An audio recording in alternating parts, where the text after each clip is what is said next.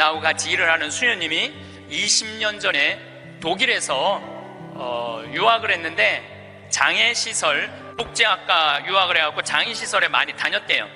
근데 그 장애시설에 심리학과 여자 교수가 있었는데 퇴근할 때 보니까 그 운전기사랑 퇴근을 하더래요.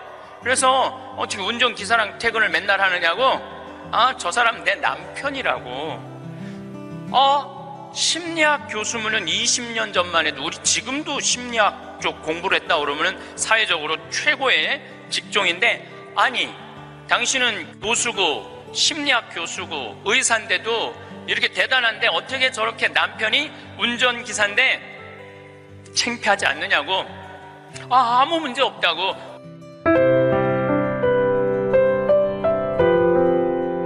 성부와 성자와 성령의 이름으로. 하느님, 제가 업무의 부름을 받을 때에는 아무리 강력한 화염 속에서도 한 생명을 구할 수 있는 힘을 저에게 주소서. 너무 늦기 전에 어린아이를 감싸 안을 수 있게 하시고 공포에 떨고 있는 노인을 구하게 하소서. 저에게는 언제나 안전을 기할 수 있게 하시어 아무리 강렬한 화염 속에서도 한 생명을 구할 수 있는 힘을 저에게 주소서. 신이시여, 내 차례가 되었을 때를 준비하게 하시고 불평하지 않고 강하게 하소서. 내가 들어가서 어린아이를 구하게 하소서. 나를 일찍 거두어 가시더라도 헛되지 않게, 그리고 그가 내민 손을 잡게 하소서. 영광이 성부와 성자와 성령께. 성부와 성자와 성령의 이름으로. 참 예수님,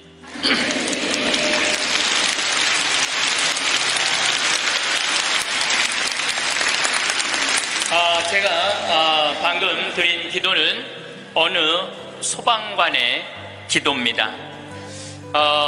우리 생명을 책임지는 소방관들이 얼마나 애절하게 자기의 목숨을 바쳐서 사람들을 살리고 있는지 이 기도문을 읽으면서 많은 생각을 하게 됐습니다. 우리는 직업에 귀천이 없다고 이야기합니다. 그런데 제가 소방관들의 삶을 조금 들여다보니까 직업에 귀천이 있더라고요.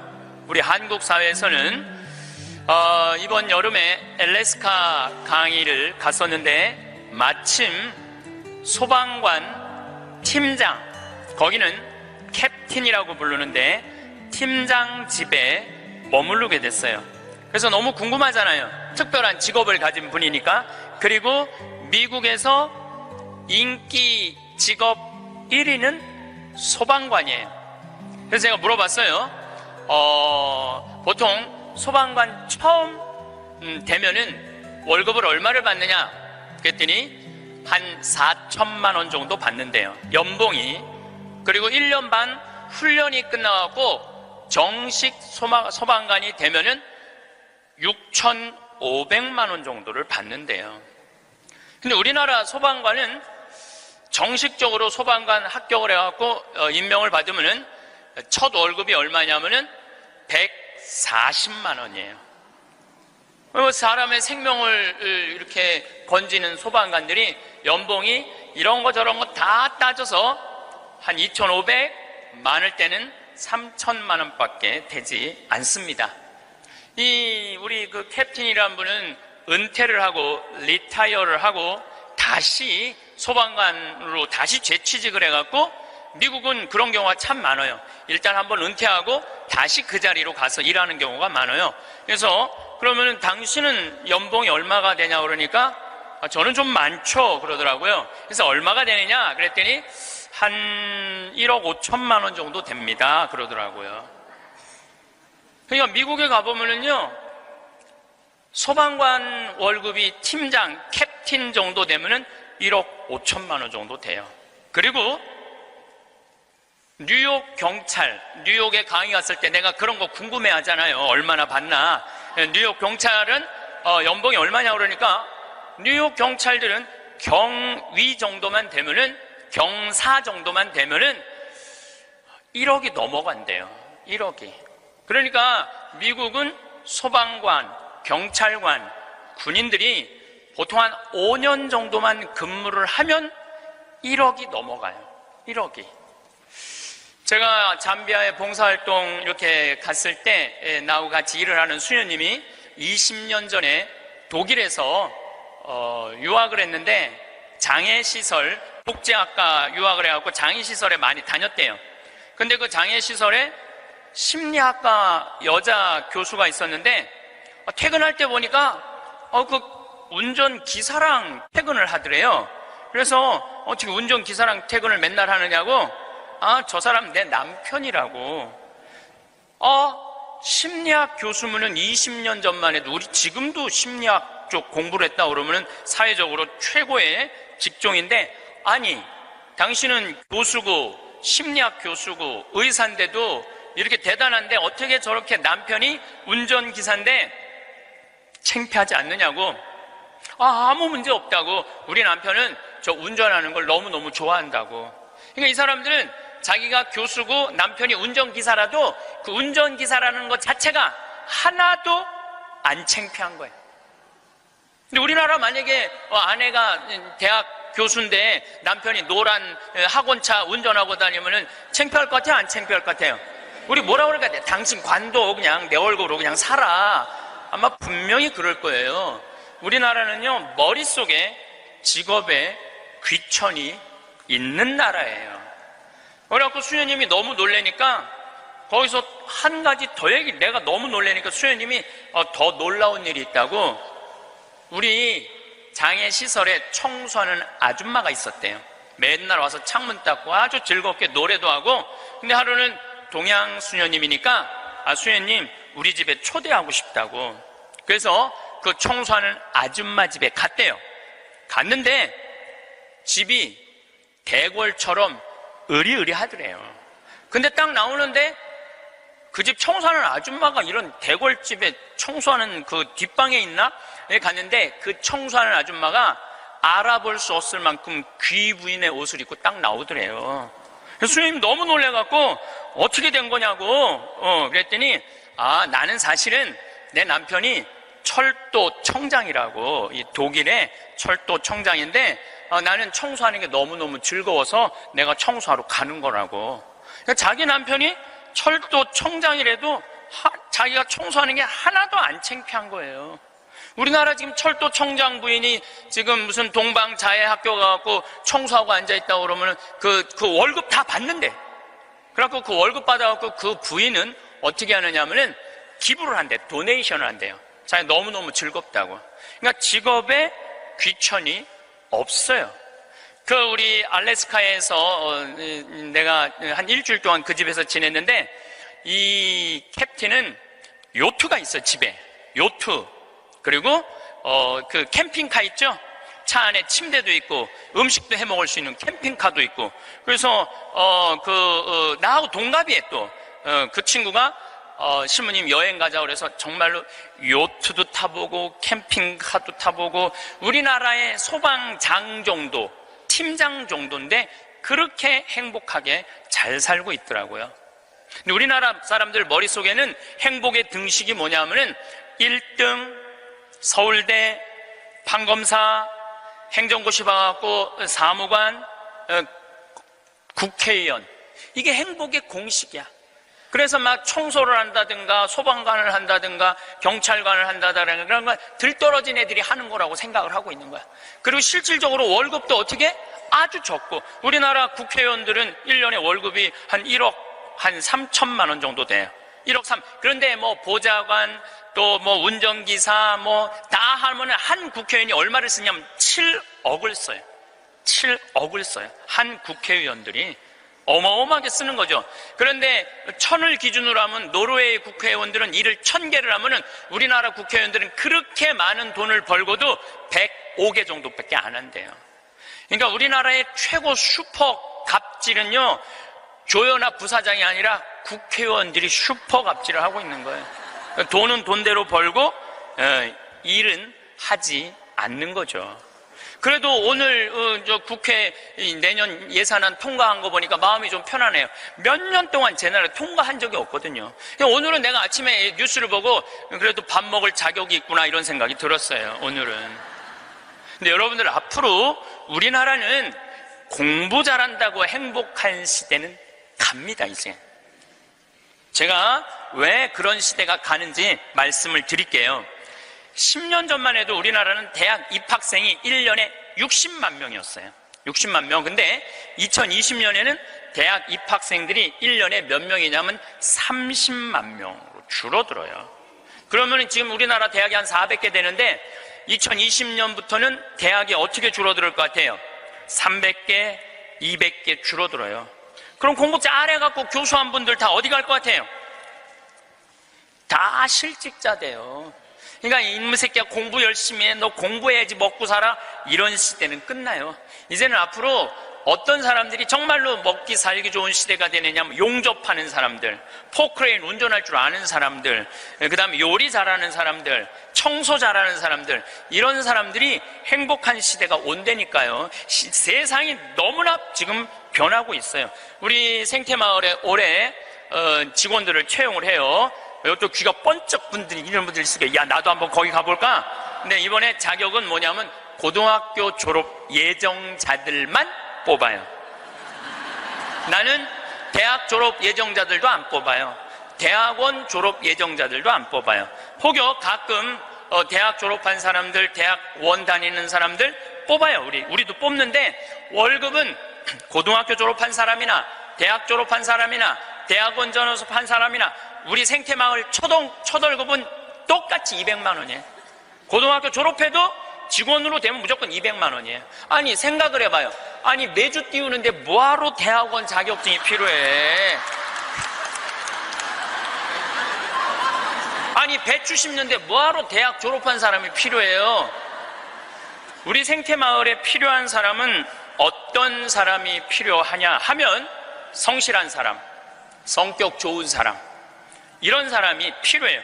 그리고 뭐 우리 생태마을에 지금 다녀간 사람이 100명도 넘죠. 우리 직원이 지금 한 40명 되니까 많이 바뀌어요. 근데 남아있는 사람이 어떤 사람이 남아있느냐면은 가정환경 행복했던 사람, 성실한 사람, 이런 사람들이 남아있어요. 가정환경 불행했던 사람, 어린 시절을 힘들게 지냈던 사람은요, 많이 견뎌야 6개월이에요. 그러니까 이제는 공부를 잘하는 사람이 성공하는 시대가 아니라, 공부를 잘하는 사람이 성공하는 시대가 아니라 행복한 사람이 성공하는 시대가 오는 거예요. 근데 우리나라 OECD 국가 어린이 행복지수 조사를 해봤는데 11살, 13살, 15살을 대상으로 행복지수를 점수를 내봤는데 노르웨이가 95점인데 우리나라 애들이 60점이에요.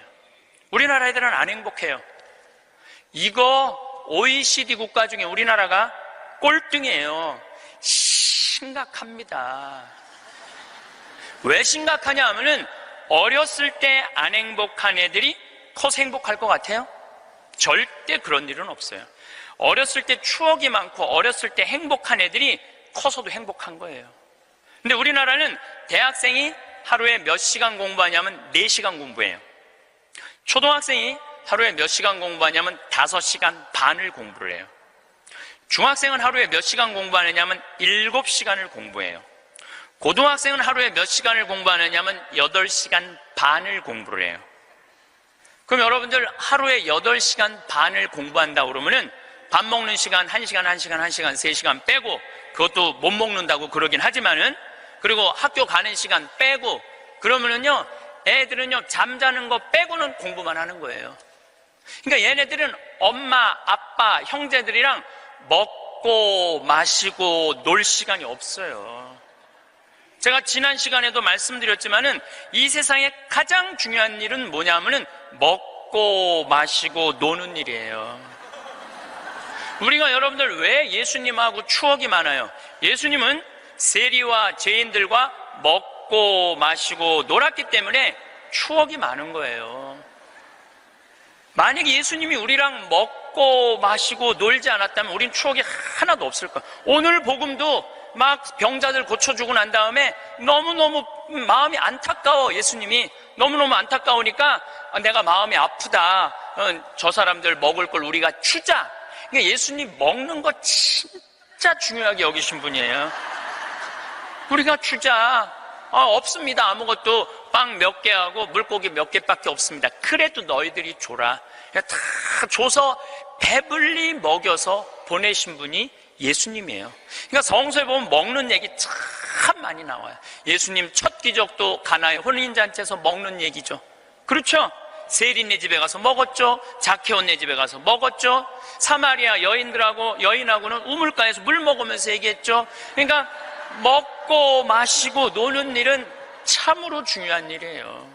그럴 때 추억이 많은 거예요. 근데 우리나라 초등학교, 중고등학교 아이들은 엄마 아빠랑 먹고 마시고 놀 일이 없어요. 그러니까 커서도 엄마 아빠하고 추억이 하나도 없는 거예요. 행복했던 순간도 없고. 미국 애들은, 초등학교 애들이, 우리나라 애들은 5시간 반 공부하는데 미국 애들은 초등학교 애들이 하루에 몇 시간 공부하느냐면 2시간 반 공부해요.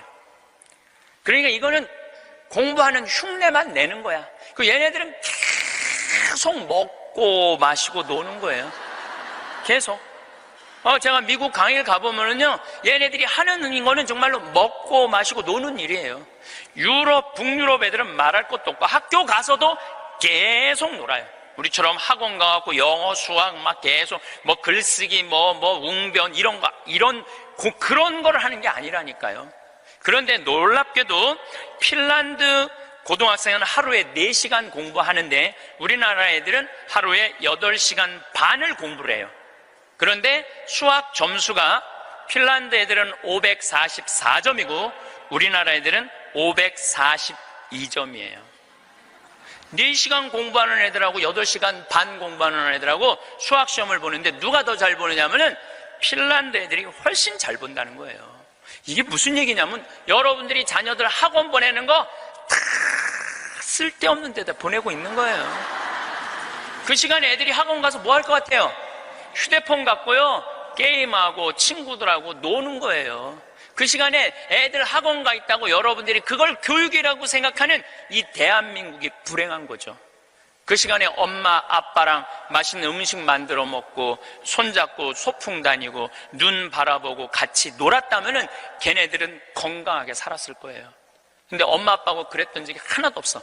여러분들 사람이 커서요, 어렸을 때 가장 기억에 많이 남는 게 뭔지 아세요? 엄마가 맛있는 음식 해줬던 거. 이게 가장 기억에 많이 남는데요. 그리고 가장 행복했던 순간이 뭔지 아세요? 엄마가 맛있는 거 해준 거 너무 맛있게 먹은 거. 그게 가장 행복한 순간이래요. 근데 우리나라 대한민국의 청소년들은 엄마가 맛있는 거 해준 거 먹은 기억이 없어요. 학교 다니느냐고. 그러니까 애들이 행복하지 않은 거죠. 애들은 그냥 서울대학 가야 되니까 경쟁을 해야 돼. 서울대학 가야 돼. 놀 시간이 어딨어. 여러분들 토끼와 거북이 얘기 아세요? 이거 참 웃기지도 않는 얘기 여러분들이 알고 있는 거예요. 왜냐하면 토끼하고 거북이하고 시합을 했는데 어떻게 거북이가 이겨요? 말도 안 되잖아요. 말도 안 되는 얘기예요. 어떻게 거북이가 이겨요? 이렇게 발바닥도 땅바닥에 있고 이렇게 가는 거북이가 그냥 뛰어다니는 토끼를 어떻게 이겨요? 2000년 전 이솝우화 얘기예요. 그러니까 2000년 동안 사람들은 거북이가 빠른 줄 알고 있어, 사람들은. 근데 요즘 새로운 일이 벌어졌어요. 그 후손 토끼가 생각해보니까 너무 자존심 상하는 거야. 이 빠른 우리가 거북이한테 진다는 걸 모든 사람들이 알고 있다는 게 너무 웃기잖아요. 그래갖고 토끼가 거북이한테 도전장을 내요. 다시 시합하자. 2차전을 벌이자. 2차전을 벌이자. 그래갖고 거북이가 생각해보니까 뭐 니네들은 이 토끼들은 막 뛰어야 되기 때문에 심장이 너무 빨리 뛰기 때문에 쉬어야 돼. 그래서 얘네들은 반드시 뭐가 필요하냐면 토끼 잠이 필요해요. 토끼 잠을 자야 돼, 얘네들은. 그러니까 거북이는 믿는 구석이 있어. 너 또 토끼 잠 잘 거니까 시합해도 우리가 분명히 이길 것이다. 그래도 거북이가 생각해보니까 그래도 준비를 해야 될 것 같아. 그래서 거북이도 어떤 준비를 하냐면은 나도 토끼처럼 뒷다리를 똑바로 세우는 훈련을 이제 하기 시작한 거예요. 뒷다리를 세워갖고 내가 빨리 좀 가야 되겠다. 뒷다리. 그리고 생각해보니까 거북이한테 최고 치명은 뭐냐면 두꺼운 등딱지야. 그래서 등딱지를 가볍게 갈기 시작했어요. 병원 다니면서 나 좀 갈아줘라. 이거 좀 가볍게. 그래갖고 준비를 충분히 했어요. 드디어 2차전이 시작이 됐어요. 아니나 달라 토끼가 총알같이 뛰어나갔죠. 근데 거북이는 뒷다리를 이제 세워놨으니까 거북이도 만만치 않잖아요. 쫙 가면서 믿는 구석이 있어서 어떤 믿는 구석이 있었느냐면은 이제 분명히 저 나무 밑에서는 토끼 잠을 잘 것이다. 그래갖고 토끼가 딱 보니까 역시 멀리서 지가 뒷다리를 세워봤자지. 그래갖고 쫙 오는데 자도 될 것 같아. 딱 잠을 자면서 내가 1시간만 자야지, 2시간 잘 거, 1시간만 자야지. 그런데 이제 거북이는 지나갔어. 지나가면서 네가 그러면 그렇지, 네가 토끼가 토끼 잠을 자야지. 딱 어느 정도 중간까지 갔는데 토끼가 깨어난 거예요. 2시간 잘 거, 1시간 훈련을 열심히 했으니까 1시간 만에 딱 깨어나갖고 거의 결승점 도달점에 총알같이 토끼가 지나간 거예요. 그리고 거북이가 가다 보니까 토끼가 지나간 거예요. 그래서 이제 토끼가 이 불명예를 씻었어요. 드디어 이제 모든 이 짐승계에는 드디어 토끼가 이겼댄다. 걔가 토끼잠을 줄여갖고 그 거북이를 이겼댄다. 근데 이제 누가 슬프기 시작했느냐면 거북이가 슬프기 시작했어요. 내가 지다니, 이건 있을 수 없는 일이다. 내가 2000년 동안 거북이의 그 성실성 하나로 거북이가 토끼를 이겼다고 모든 세상이 다 알고 있는데 내가 이게 지다니, 이건 있을 수 없는 일이다. 절치부심한 거북이가 다시 토끼한테 도전장을 냈어요. 한 번 더 붙자. 3세판이다. 3세판. 한 번 더 붙자.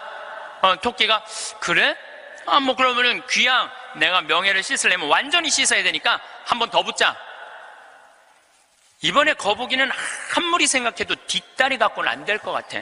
앞다리까지 세우는 훈련을 한 거야. 이거를 이렇게 똑바로 세우는 훈련을 한 거야. 그래갖고 정말 피나는 훈련을 해갖고 근육을 다 세웠어요. 그리고 생각해보니까 이 등딱지는 갈아서 될 게 아닌 것 같아.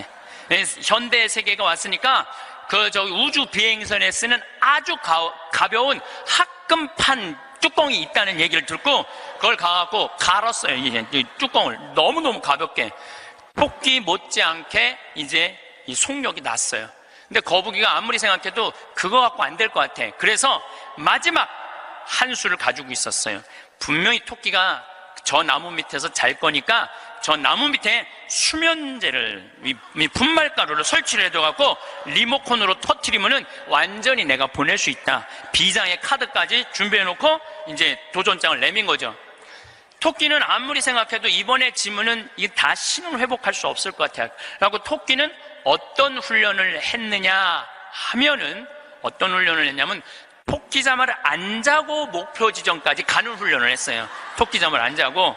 그래갖고 드디어 3차전이 벌어졌어요. 3차전이 벌어져갖고 출발을 했는데 토끼가 보니까 거북이가 옛날엔 뒷다리만 세웠는데 이제는 앞다리까지 세워갖고 뛰는데 이게 만만치가 않은 거예요. 내가 정말로 자면 안 된다. 죽어라고 뛰면서 나무 밑에 도착했는데 너무 졸렸지만 그걸 극복하고 뛰어갔어요. 아니 리모컨까지 다 설치하고 이제 터트리기만 하면 이제 완전히 재워갖고 그 토끼잠으로 이기려고 그랬는데 리모컨 터트릴 시간이 없는 거예요. 이건 해보지도 못하고 져버렸어, 거북이가. 그러니까 거북이가 뭐가 왔느냐면 우울증이 왔어요. 우울증이 야, 내가 저 토끼한테는 정말로 어떻게 해볼 도리가 없단 말인가. 너무 우울증이 슬퍼갖고 이제 자살까지 생각을 했어요. 근데 할아버지가 그 손자 거북이를 보고 이런 말을 해요. 거북아, 손자야, 슬퍼하지 말아라. 너 토끼가 몇 년 사는 줄 아냐? 잘 모르는데요. 토끼는 그렇게 죽어라고 뛰기 때문에 토끼 수명은 7년이다. 7년. 근데 우리 거북이들은 수명이 얼마인 줄 아냐? 우리 거북이들은 할아버지가 지금 몇 살이에요? 내가 지금 190살이다. 우리 거북이는 느리기 때문에 수명이 200살이다. 너는 느린 게 네 본질인데 왜 토끼 이기려고 그 되지도 않는 뒷다리 앞다리 세우고 왜 그렇게 인생을 힘들게 사느냐? 너는 천천히 사는 게 너의 운명이다. 그 생각을 해보니까 가만히 생각해 되지도 않는 시합을 2000년 동안 한 자기 거북이하고 토끼, 그게 웃긴 거예요. 그래서 이 거북이는 천천히 다니고 자기의 그 본성에 따라 사니까 사는 게 너무너무 즐거워요. 그러니까 느린 게 빠른 것보다 훨씬 좋구나. 빠르면 7년밖에 못 사는데 느리니까 200년을 사니까 아무리 토끼가 빠르면 왜 빨리 죽는데. 그런데 지금 대한민국은 우리 자녀들을 거북이로 안 키우고 뭘로 키우냐면 토끼로 키우고 있어요. 토끼로 7년밖에 안 살릴 생각을 하고 토끼로 키우고 있어요. 그렇게 가장 큰 희생자가 된 사람이 누구냐면은 사도세자예요. 여러분도 사도세자 얘기 알죠? 네, 사도세자가 언제 죽었느냐면 1762년 이모년에 5월 13일 날 뒤주에 들어가고 5월 22일 날 죽었어요. 8일 동안 있다가. 그런데 이 사도세자는 아버지가 영조인데 아버지의 첫째 아들이 효장세자가 있었는데 9살에 죽어요. 9살에 죽다가 40이 넘어서 아들 하나를 얻어요. 이게 바로 정조는 이산, 정조의 아버지인 사도세자의 진짜 이름은 이선이에요. 사도세자는 죽고 난 다음에 영조가 불러준 이름은 슬픔을 생각해라, 생각살자, 슬플 도자라고 사도세자고 진짜 이름은 이선이에요. 그러니까 40이 넘어서 아들을 하나 얻었으니까 효장세자가 죽고 난 다음에 너무너무 슬펐는데 이 영조는 이 아들이 너무너무 귀했던 거야. 그래갖고 2살에 사도세자 책봉을 해요. 근데 얘가 얼마나 똑똑했느냐 하면은 2살 때 왕자라는 한자를 보고 아버지가 이게 무슨 자냐? 그러면 아버지를 가르쳤어요. 이게 아버지 자다. 왕자를 보고. 세자짜리를 보고 이거는 무슨 자냐? 이건 나다. 2살짜리가 5살 때 효경을 줄줄줄줄 외워요. 영조라는 임금은 공부하기 너무너무 좋아했던 임금이거든요. 그러니까 이게 진짜 똑똑한 놈 만들어 보겠다고, 똑똑한 놈 만들어 보겠다고 선생을 몇 명을 들이냐면 20명을 들여요. 그래갖고 아침, 점심, 저녁으로 가르치는 거야. 계속 가르치는 거야. 그리고 이제 시험을 아버지가 나와서 보는 거예요. 너 사서삼경에 이게 무슨 뜻이냐? 그러면 20명이 둘러있고 5살, 6살짜리가 까먹을 수도 있잖아요. 그러면 대답을 못하면은요, 영조가 눈을 부라리면서 이놈 그것도 모르느냐고. 근데 세자는 때릴 수가 없었어요. 누구를 때리냐면 세자를 업고 다니는 내시를 때리는 거예요. 대신 맞는 거예요. 그러니까 여러분도 어린아이가 생각을 해봐요. 내가 문제 하나 못 맞히면은 저 내시들이 두들겨 맞으니 얼마나 이 스트레스를 많이 받아요. 그런데 7살, 10살 때는 칼싸움 하는 거 좋아하잖아요. 저도 어렸을 때 맨날 산에 가갖고 나무 잘라갖고 맨날 칼싸움 해갖고 여기 맨날 여기 찢어지고 그랬던 기억나요. 이 선은 상궁들하고 칼싸움을 해요. 그걸 본 영조는요, 이 상궁들을 때려 죽여요. 그냥. 그걸 보고 이 사도세자는 너무너무 무서웠던 거야, 아버지가. 그런데 딱 12살이 되면서 사도세자는 공부하기가 싫어요. 그래서 이때부터 책만 보면 머리가 지끈지끈 아픈 거예요.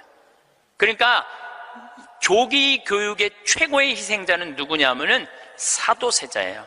그러니까 아버지는 공부를 가르치는데 아들은 공부하기가 싫은 거야. 그리고 얘가 키가 엄청나게 커요. 사도세자가 세자 그래갖고 나만큼 조그만 줄 아는데 키가 1m 막 80대고 청룡도를 휘두를 정도로 힘이 좋았다는 거. 관우가 청룡도를 휘두르고 그랬다는 거예요. 말도 잘 타고 화살도 잘 쏘고. 근데 아버지는 그게 너무너무 싫었던 거야.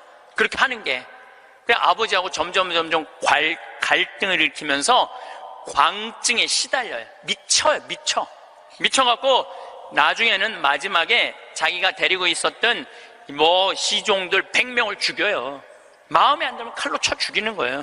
나중에 무당하고도 살고 비구니 스님하고도 살고, 도저히 아버지가 컨트롤할 수 없을 정도로, 엄마도 해경궁 홍씨도 자기 남편을 컨트롤할 수 없어요. 그래서 결국은 죽일 수밖에 없었던 거예요. 이게 사도세자의 슬픔이에요. 이게 조기교육의 희생자예요. 조기교육의 희생자. 그런데 이 사도세자도 내가 보기엔 딱 7년 만에 돌은 거야. 토끼처럼 7년 만에 돌은 거예요. 근데 여러분들도 초등학교 1학년 때부터 애들 어떻게 해요?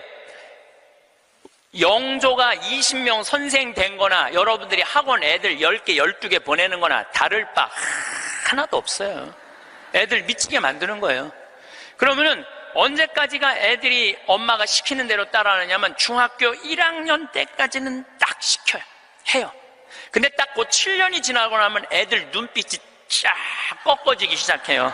네. 중학교 2학년만 되면은 눈빛이 싹 돌아가기 시작해요. 돌아가기 시작하면 그때부터 애들은 미치는 거예요.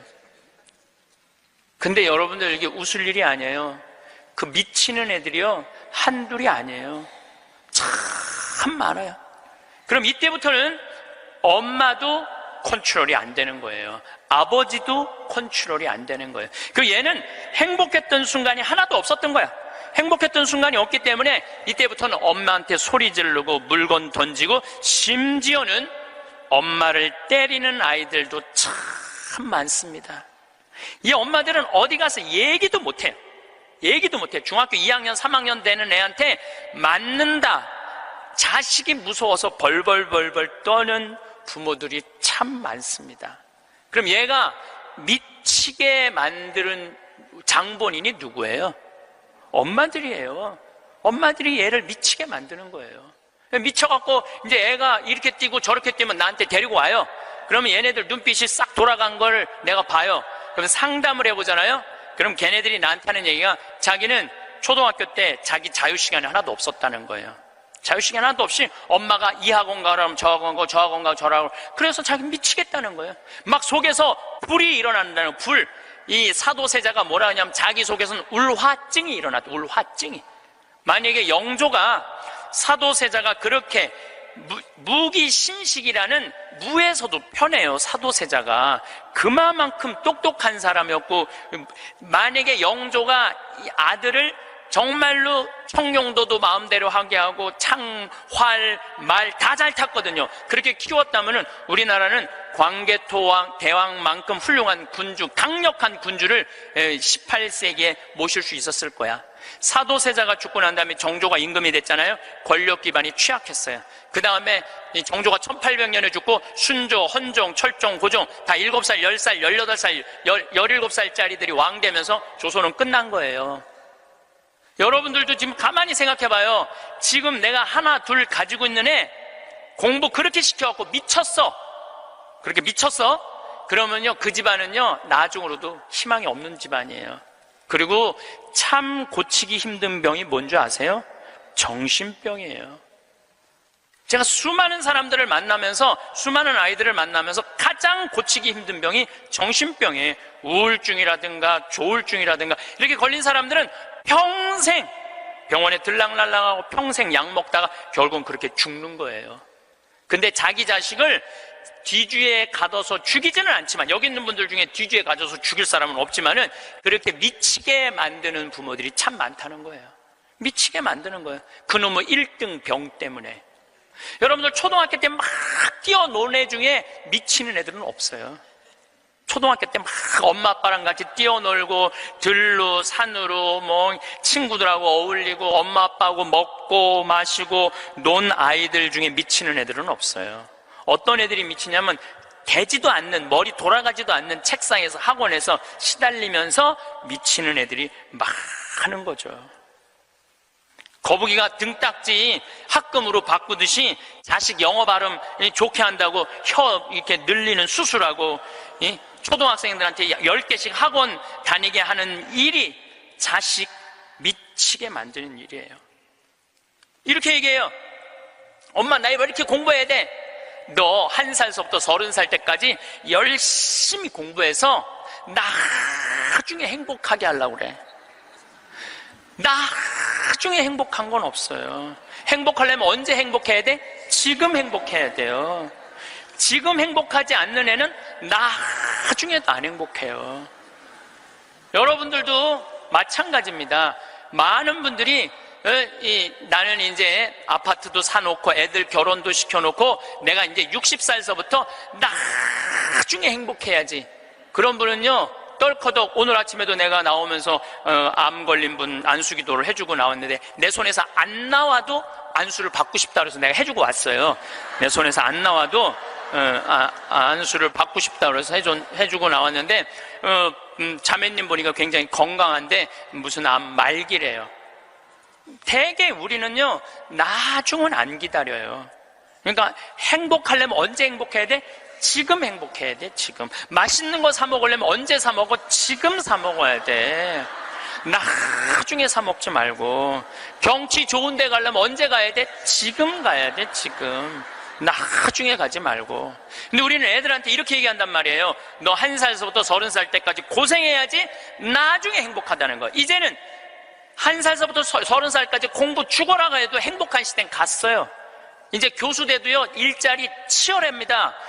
지금 변호사들, 노는 변호사들 수두룩하게 많습니다. 이제는 머리로 사는 애들이 행복한 세상이 오는 게 아니라 몸으로 사는 애들이 행복한 세상이 다가오고 있어요. 나는 어제도 우리 직원이 저녁에 이제 대전에서 강의 끝나고 들어갔는데 고등학교 졸업하고 군대 갔다 와서 대학교 다니다 때려치고 우리 집에 왔어요. 내가 이렇게 물어봤어요.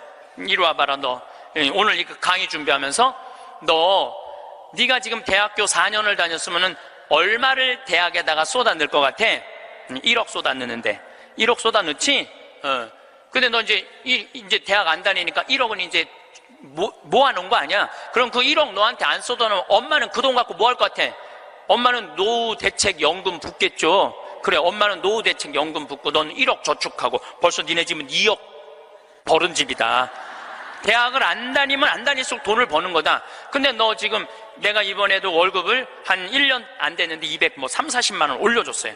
우리는 5년만 근무하면 무조건 300만 원씩 받을도록 내가 해주는 거예요. 그럼 너 지금 5년, 4년 근무하면 너 1억 모은다. 기숙사에서 먹고 자고 쓸 일도 없고, 거기는 해만 떨어지면 돈 쓸 데도 없어요. 너 그러면은 4년 동안 딴짓 안 하고 착실히 돈 벌으면 너 1억 버는 거야. 그럼 넌 30 전에 2억짜리 아파트 살 수 있는 거야.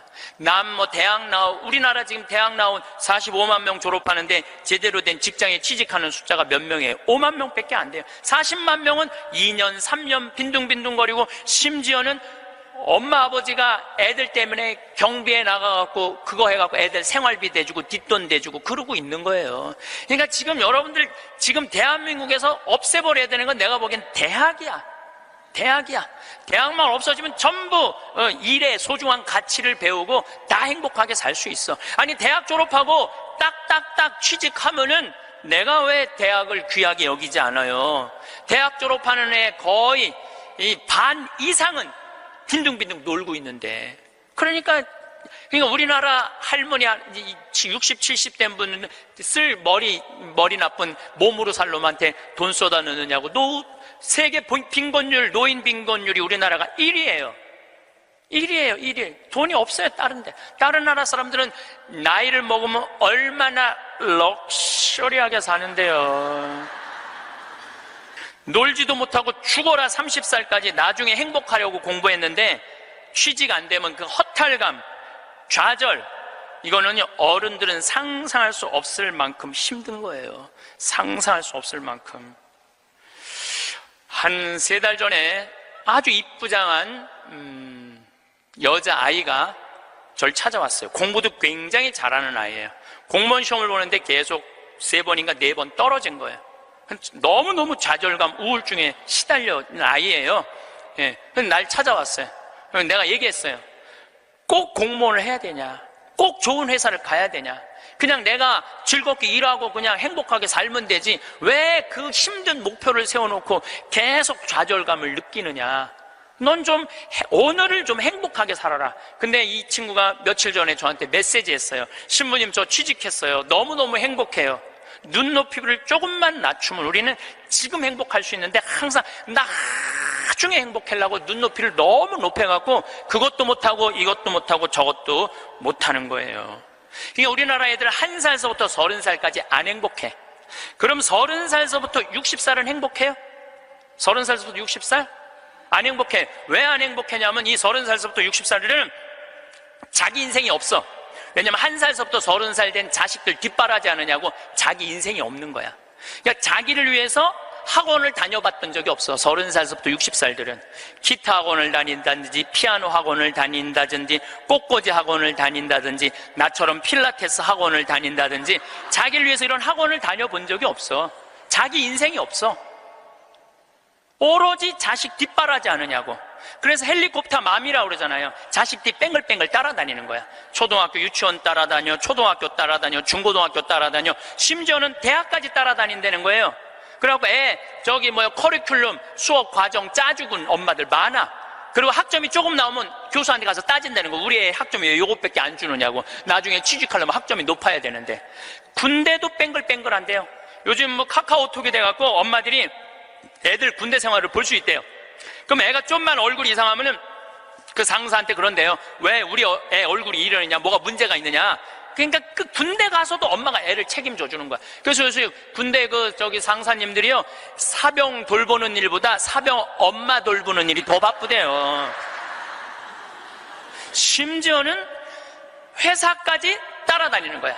애가 회사에 취직을 했는데 대리 진급을 못하면 부장한테 가서 따진다는 거. 우리 애가 뭐가 모자라서 대리 진급을 못하느냐고. 평생 자식주의를 뺑글뺑글 따라다니는 걸 뭐라고 그러냐면 헬리콥터 맘이라고 그래요. 헬리콥터 맘. 또 아버지들은 요즘은 많이 줄어들었지만 한동안은 기러기 아버지가 40만 명까지 있었어. 40만 명 기러기 아버지가.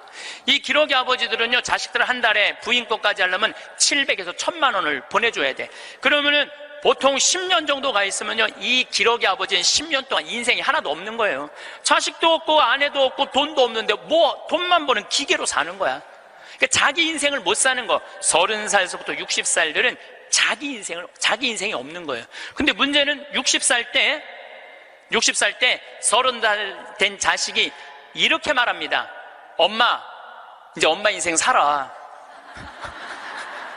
자기를 위해서 살아봤던 적이 없는데 내 인생을 살으라는 거야. 살 줄을 모르는데.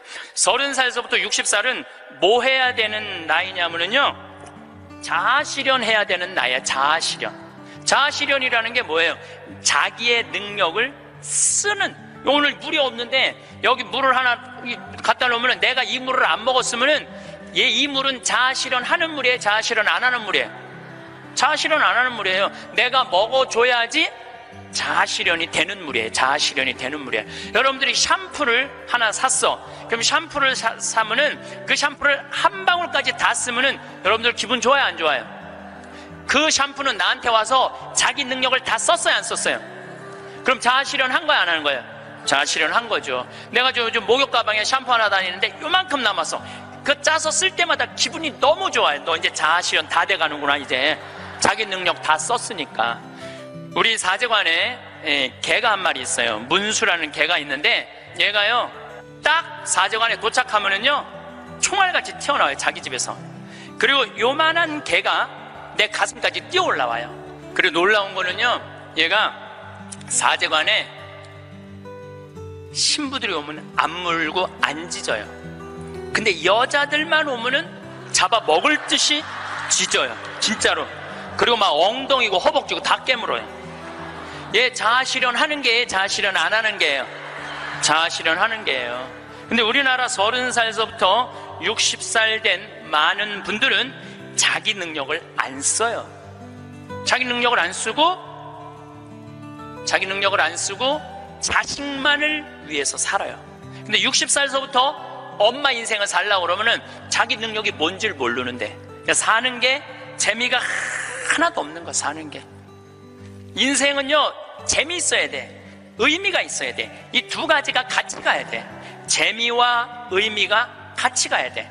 그런데 내가 기타를 잘 쳤다면 기타 치러 온 세상 돌아다니고, 꽃꽂이 했다면 온 성당에 꽃꽂이 하러 다니고, 뭐 춤췄다면 춤추러 다니고 이럴 텐데 나를 위해서 한 게 하나도 없는 거야.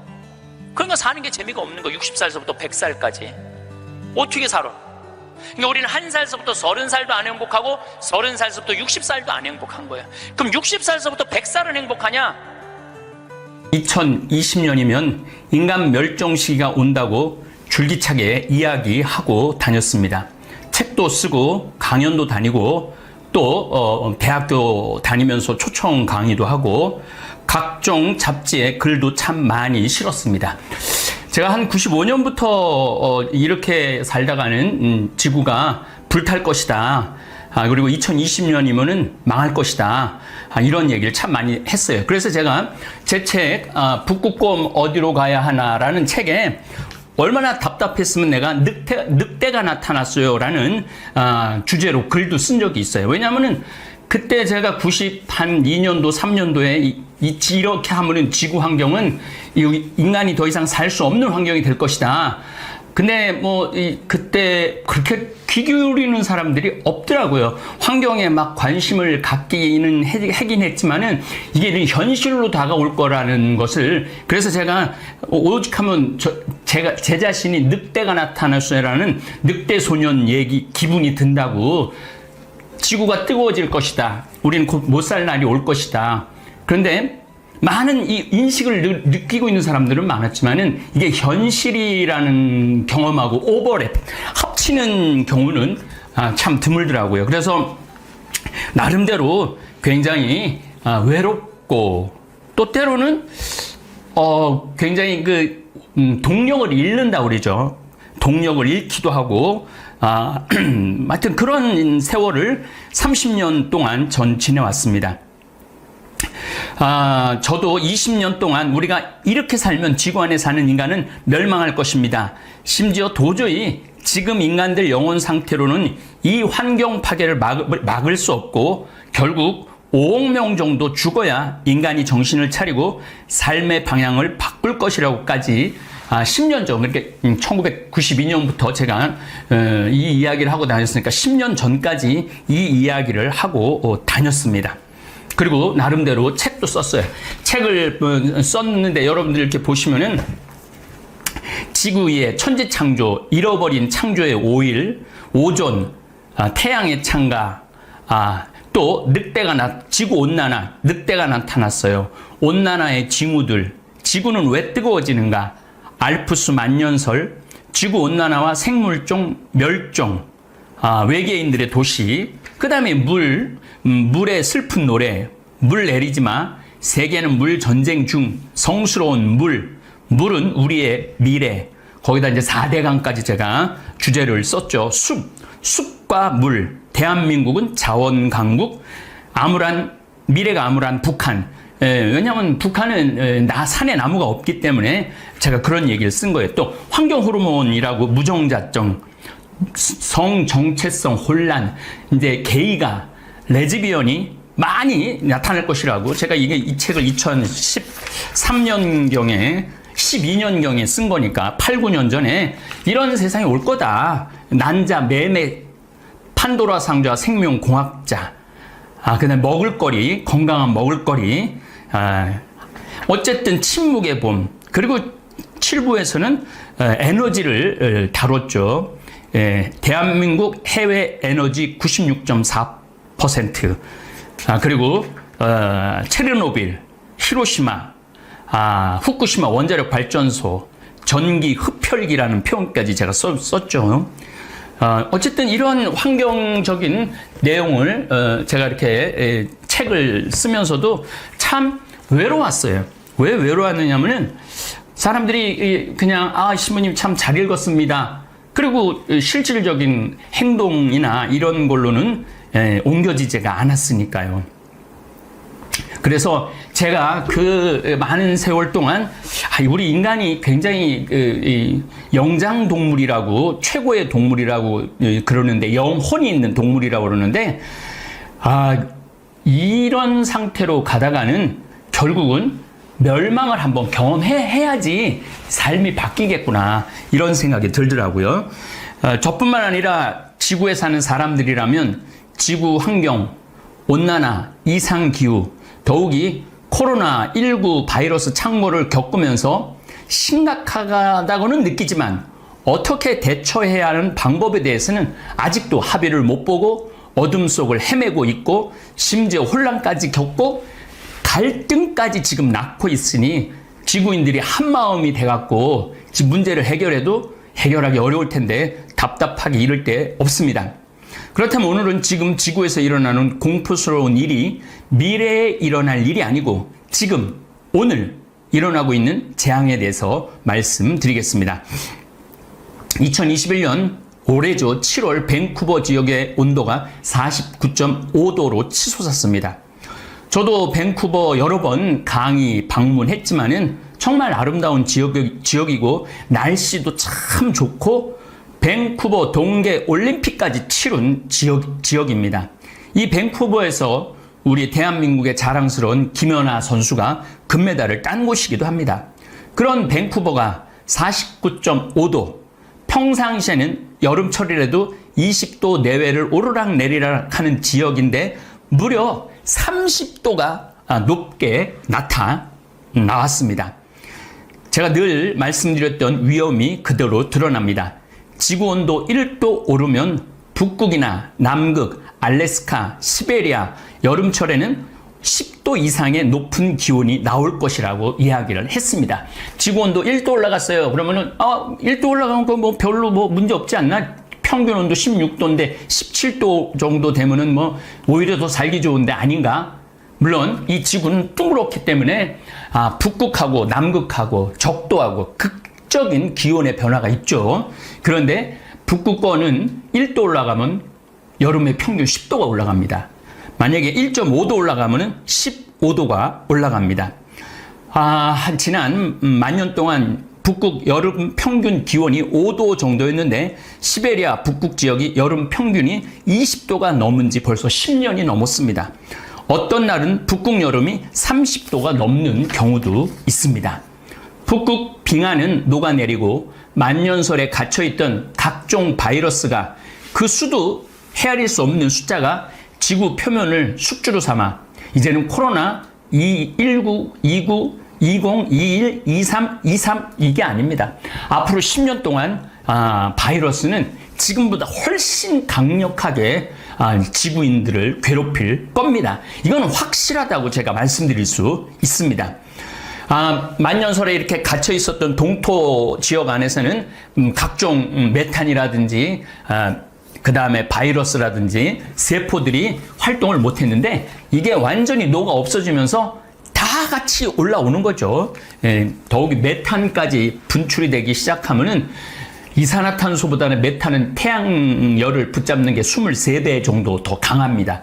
그 메탄이 우리를 이제 이산화탄소 우리 지금 걱정하고 있는데 이산화탄소보다 더 무서운 메탄이 정말 상상도 초월할 수 없는 속도로 지금 지구 공기로 번지고 있습니다. 캐나다 밴쿠버 지역 기상 관측 이래 최고의 기온이다 보니 기후학자들은 1000년에 한 번 생길까 말까 한 일이 생겨났다고 이야기를 합니다. 사실은 1000년이 아니고 제가 65년 만에 생긴 일입니다. 65년 만에. 평상시 밴쿠버 기온은 20도 정도인데 무려 30도 이상이나 더 높아진 것이죠. 결코 이상 기후가 아니고 지극히 정상적인 기후입니다. 이제는 2030년이면 지구 평균 기온이 1.5도 상승할 것이라 이제 10년 남았습니다. 것이라고 하는데 이 정도면 끝이라고 봐야 합니다. 이미 지구 평균 온도는 1도 상승한 것을 모든 기상학자들의 공통된 의견입니다. 이 밴쿠버가 49도 정도 올라갔다 그러는데 49도면 어느 정도의 온도이냐면 캘리포니아에 있는 모하비 사막의 그 유명한 데스밸리 정도의 온도입니다. 또 제가 데스밸리도 다녀왔죠. 데스밸리는 1849년 캘리포니아로 향하던 서부 개척자들이 발견했습니다. 서부로 행진하던 서부 개척자들이 이 데스밸리 지하 한 61m 골짜기에 물 없이 헤매다가 호수를 발견하고 이제 살았다. 마지막 힘을 다해서 달려왔으나 신기루 현상에 그게 호수가로 보이는 거야. 가보면 그냥 신기루인 거죠. 마지막 희망을 잃고 죽었다 해서 그 골짜기를 데스밸리, 죽음의 골짜기라고 부릅니다. 제가 데스밸리 방문했을 때 50도가 넘었는데 그 뜨거움은 죽음의 공포를 느끼기에 충분했습니다. 좀 쉽게 설명드리자면 숯 구워내고 숯가마 여러분들 들어가 보셨던 분들 계신지 모르겠어요. 저는 뭐 이렇게 관절이 안 좋고 또 몸에 암도 있어갖고 숯가마를 즐겨 갑니다. 근데 이 가마떼기를 뒤집어 쓰고 숯가마에 들어가는 기분이에요. 50도 정도면은 3분에서 5분 정도 있으면 숨 막히고 더운 걸 넘어서 뜨거워 견디기가 힘듭니다. 그래서 이 숯가마에서 나올 때 하는 말이 아 뜨거 그러잖아요. 바로 그런 상황이 지금 밴쿠버와 라스베가스에서 벌어지고 있다고 생각하시면 됩니다. 지옥불을 느끼기에도 충분합니다. 미국은 겨울에는 텍사스가 강추위로 지난 2020년 얼어붙었다가 유럽이 또 얼어붙었다가 눈이 1m, 2m 왔다. 이번 여름에는 열돔 현상으로 지구온난화 열이 항아리 모양을 지닌 지역들, 분지 지역, 대한민국에서는 대구나 춘천 지역 가운데 하늘에서 열은 쏟아져 내리는데 밖으로 열이 분출되지 않고 계속 열을 가두어서 그러면은 50도가 넘는 현상이 벌어지고 있는 겁니다, 지금. 그리고 크게는 지구가 지금 이산화탄소와 메탄이 태양에서 오는 열을 가두어 지구 표면을 지옥불로 달구고 있고 인간은 아 뜨거 하면서 죽음의 행진을 하고 있는 중입니다. 밴쿠버에서도 지금 뭐 그 숫자를 지금 헤아릴 수가 없지만은 한 몇천 명 정도 이번에 죽었다고 그러죠. 물론 2000 대기억으로는 2005년, 2004년, 2002년 요때 엄청 더워갖고 유럽은 3만 명, 5만 명씩 죽은 적이 있었죠. 그때는 아프리카에 열기가 올라와갖고 할머니, 할아버지들이 엄청나게 죽었죠. 사실은 인간 대멸종이 시작되었고 이제는 진행 중에 있는 사실을 우리는 알아야 합니다. 히트, 뜨거운 돔 현상이 생기면 위에서 내리 누르는 압력 때문에 위로 올라가는 공기의 흐름은 생기지 않아 구름이 생겨나질 못하고 있습니다. 그럼 구름 한 점 없는 하늘이 되어버리는 겁니다. 밴쿠버 하늘이 구름이 한 점이 없이 49도까지 올라가는 이유입니다. 하루 종일 내리쬐는 직사광선에 지면은 더욱더 뜨거워지죠. 증발이 일어나면 지표면을 식히는 효과가 있는데 계속 증발만 되다 보면 지표면이 말라버립니다. 지면은 더욱더 뜨거워질 수밖에 없습니다.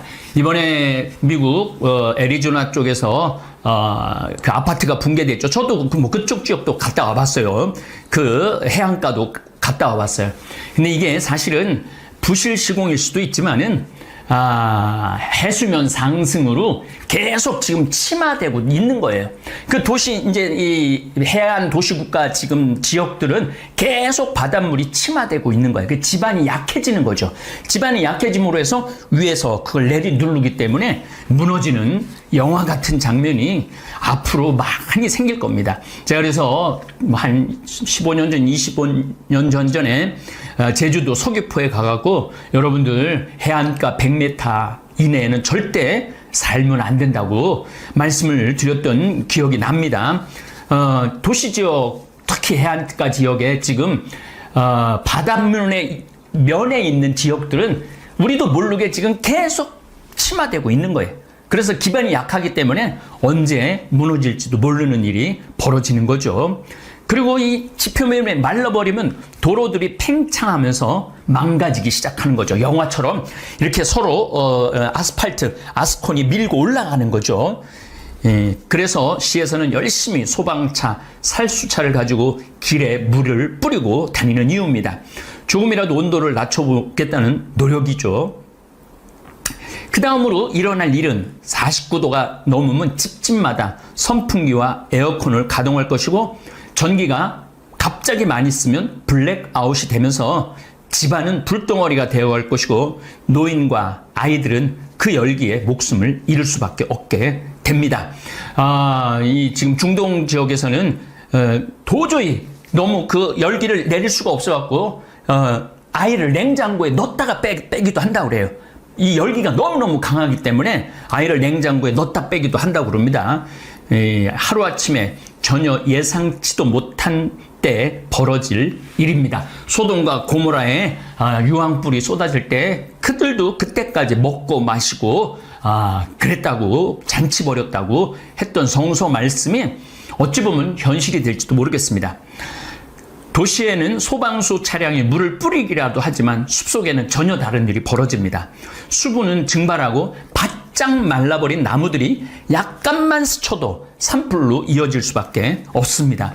저는 제 눈으로 미국에서도 또 호주에서도 또 이스라엘에서도 제 눈으로 나무가 부닥쳐서 불나는 장면을 3번 봤습니다. 지금 미국 서부 지역의 산불들이 그렇고 매년 일어나는 호주의 산불이 그렇습니다. 2021년 미국 서부와 밴쿠버와 시애틀에서 이런 그 49도가 올라왔으니까 저 충격적인 일은 밀물을 따라 들어왔던 각종 조개류와 어류가 데워진 바다의 물을 적응하지 못하다가 썰물 때 같이 빠져나가야 되는데 빠져나가지 못한 10억 마리나 되는 조개류가 바로 익어져 갖고 전부 입을 벌리고 죽습니다. 그러니까 여러분들 조개 구이할 때 어느 정도 열이 가해지면 입을 벌리잖아요, 조개들이. 근데 그렇게 하고 10억 마리 조개가 그렇게 죽은 현상이 지금 일어나고 있는 거죠. 그러니까 사실은 지금은 우리가 거의 멸망 한가운데를 지금 걸어가고 있는 거죠. 이란 남서부 지역에서는 7월 17일 물 부족에 항의하는 시위가 일어납니다. 50도를 넘나드는 더위와 극심한 가뭄에 시달리는 시민들이 물을 달라면서 거리로 나섭니다. 시위가 격화되면서 행인 한 명이 총에 맞고 사망하는 일도 벌어집니다. 이란 남서부 후제스탄주의 한 마을에서 물 부족에 반대하는 시위가 이틀째 지금 일어나고 있습니다. 시위대는 나는 목이 마르다. 물은 나의 권리다. 하메네이에게 죽음을, 이게 지금 미국, 이란 종교 지도자죠. 독재자에게 죽음을 등에 구호를 외쳤다고 미국의 소리가 전하죠. 이란은 50년 만에 최악의 가뭄에 지금 시달리고 있습니다. 지금 중동 지역은 석유는 흘러넘쳐도 마실 물이 없는 그러한 일이 벌어지고 있는 거죠. 생명이 더 얼마나 중요한 건지 여실히 지금 드러나고 있습니다. 이란의 올해 평균 강우량은 예년보다 52% 줄어들고 있습니다. 그래서 시위대가 물 부족으로 시위가 벌어지고 있는 것이죠. 이란은 이달 초부터 잦은 정전에도 시달리고 있습니다. 자, 이 정전 얘기를 좀 할게요. 사실 우리 지금 전기 없으면은 여기 지금 죽을 사람들 우리나라도 많습니다. 선풍기, 저는 제 방은 에어컨 고장난 지 10년 됐다고 그러더라고요. 에어컨 안 틀기는 하지만은 저도 어젯밤에 선풍기를 틀고 잠을 잤는데 그래도 덥더라고요. 그런데 만약에 에어컨도 안 되고 선풍기도 안 되고 온도는 30도, 35도가 올라간다. 이거는 거의 죽음의 행진을 할 뿐이죠. 이란뿐만 아니라 중동 지역 대부분이 가뭄과 정전, 폭염으로 지금 고통을 받고 있습니다. 그러니까 결국은 정전에 항의하는 시위가 벌어지는 거죠. 여름철 전기 수요가 급등을 하고 어떤 일들이 벌어질 줄 모르는 거예요. 지금 우리는. 그래서 지금 시리아도 하루에 4시간밖에 전기가 오지 않는 상황이라고 얘기하죠. 사실 시리아는 4시간이지만은 북한은 하루에 30분밖에 전기가 들어오지 못한다고 그럽니다. 그러니까 우리 주위에 지금 아슬아슬한 지금 고개를 하고 있는 거예요. 지금 여러분들 그런 지구에 지금 살고 있는 거예요. 그나마 이 대한민국은 나름대로 시스템이 잘 돼 있기 때문에 그런 위기를 좀 덜 느끼지만은 이런 사회 기반이 약한 나라들은 굉장한 고통을 겪는 거예요. 등전불화라는 말이 있습니다. 2021년 지구의 운명은 바람 앞에 촛불이기도 합니다. 정말 아슬아슬한 순간을 지내고 있습니다. 코로나19는 종식되지 않을 것이고 마침 또 제가 2020년 한 2월인가 3월에 과연 인간은 1년 전 얘기입니다. 과연 인간은 코로나19와 맞서 싸울 수 있을까라는 유튜브 강의를 했는데 제 예상이 맞아떨어져 나가는 것 같아 더 걱정입니다. 이게 코로나가 단순히 백신으로 고치거나 항체로 치료제로 고치는 문제를 넘었습니다. 왜냐하면 인간은 자유를 자꾸 속박되고 갇혀 산다고 하면은 죽음이라도 불사하고 뛰쳐나가는 본성이 있기 때문에 지금 서울에서 전부 다 술 못 먹게 하니까 강릉으로 아산으로, 그러니까 이 풍선 효과로 전국으로 퍼지는 거죠. 이거는 뭐 백신이나 항치료제의 문제가 아니에요. 인간 마음 안에 있는 근본적인 자유에 대한 갈망, 이런 것이죠. 그래서 우리 다볼사이버 성당 교우 여러분들은 저녁 실시간 제가 힘들어도 계속 같이 하는 이유 중에 하나가 그런 억압된, 홀로 된, 외롭게 된 두려움, 이런 것에서 벗어나십시다 하는 마음으로 실시간 스트리밍을 열심히 하는 거예요. 뭐 어쨌든 그래도 무조건 백신을 맞으셔야 됩니다. 치료제도 나올 것이고 결국 감기처럼 같이 사는 방법밖에 없습니다.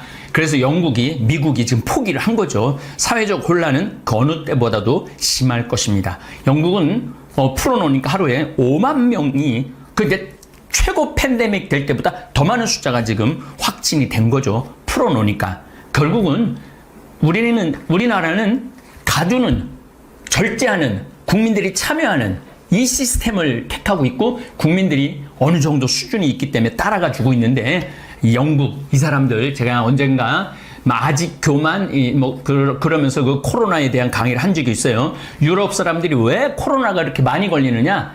교만해서 그래요. 개인주의 때문에 그래요.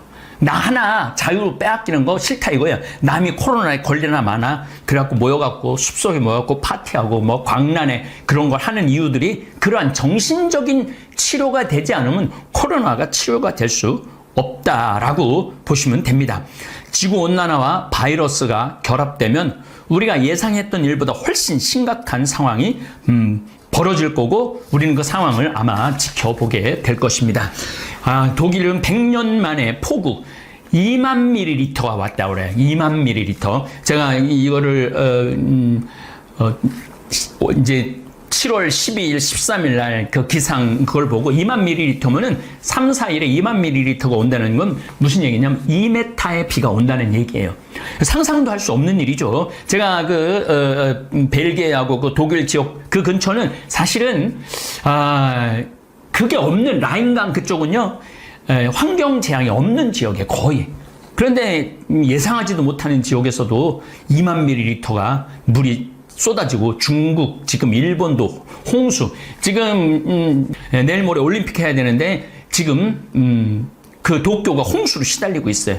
또 정말로 작년에도 제가 말씀드렸지만 올림픽 치르면 안 됩니다. 그래서 작년에 연기했지만은 이것도 무관중으로 하게 될 수밖에 없다는, 무관중인데도 불구하고 벌써 지금 58명이 지금 확진이 됐다고 그래요.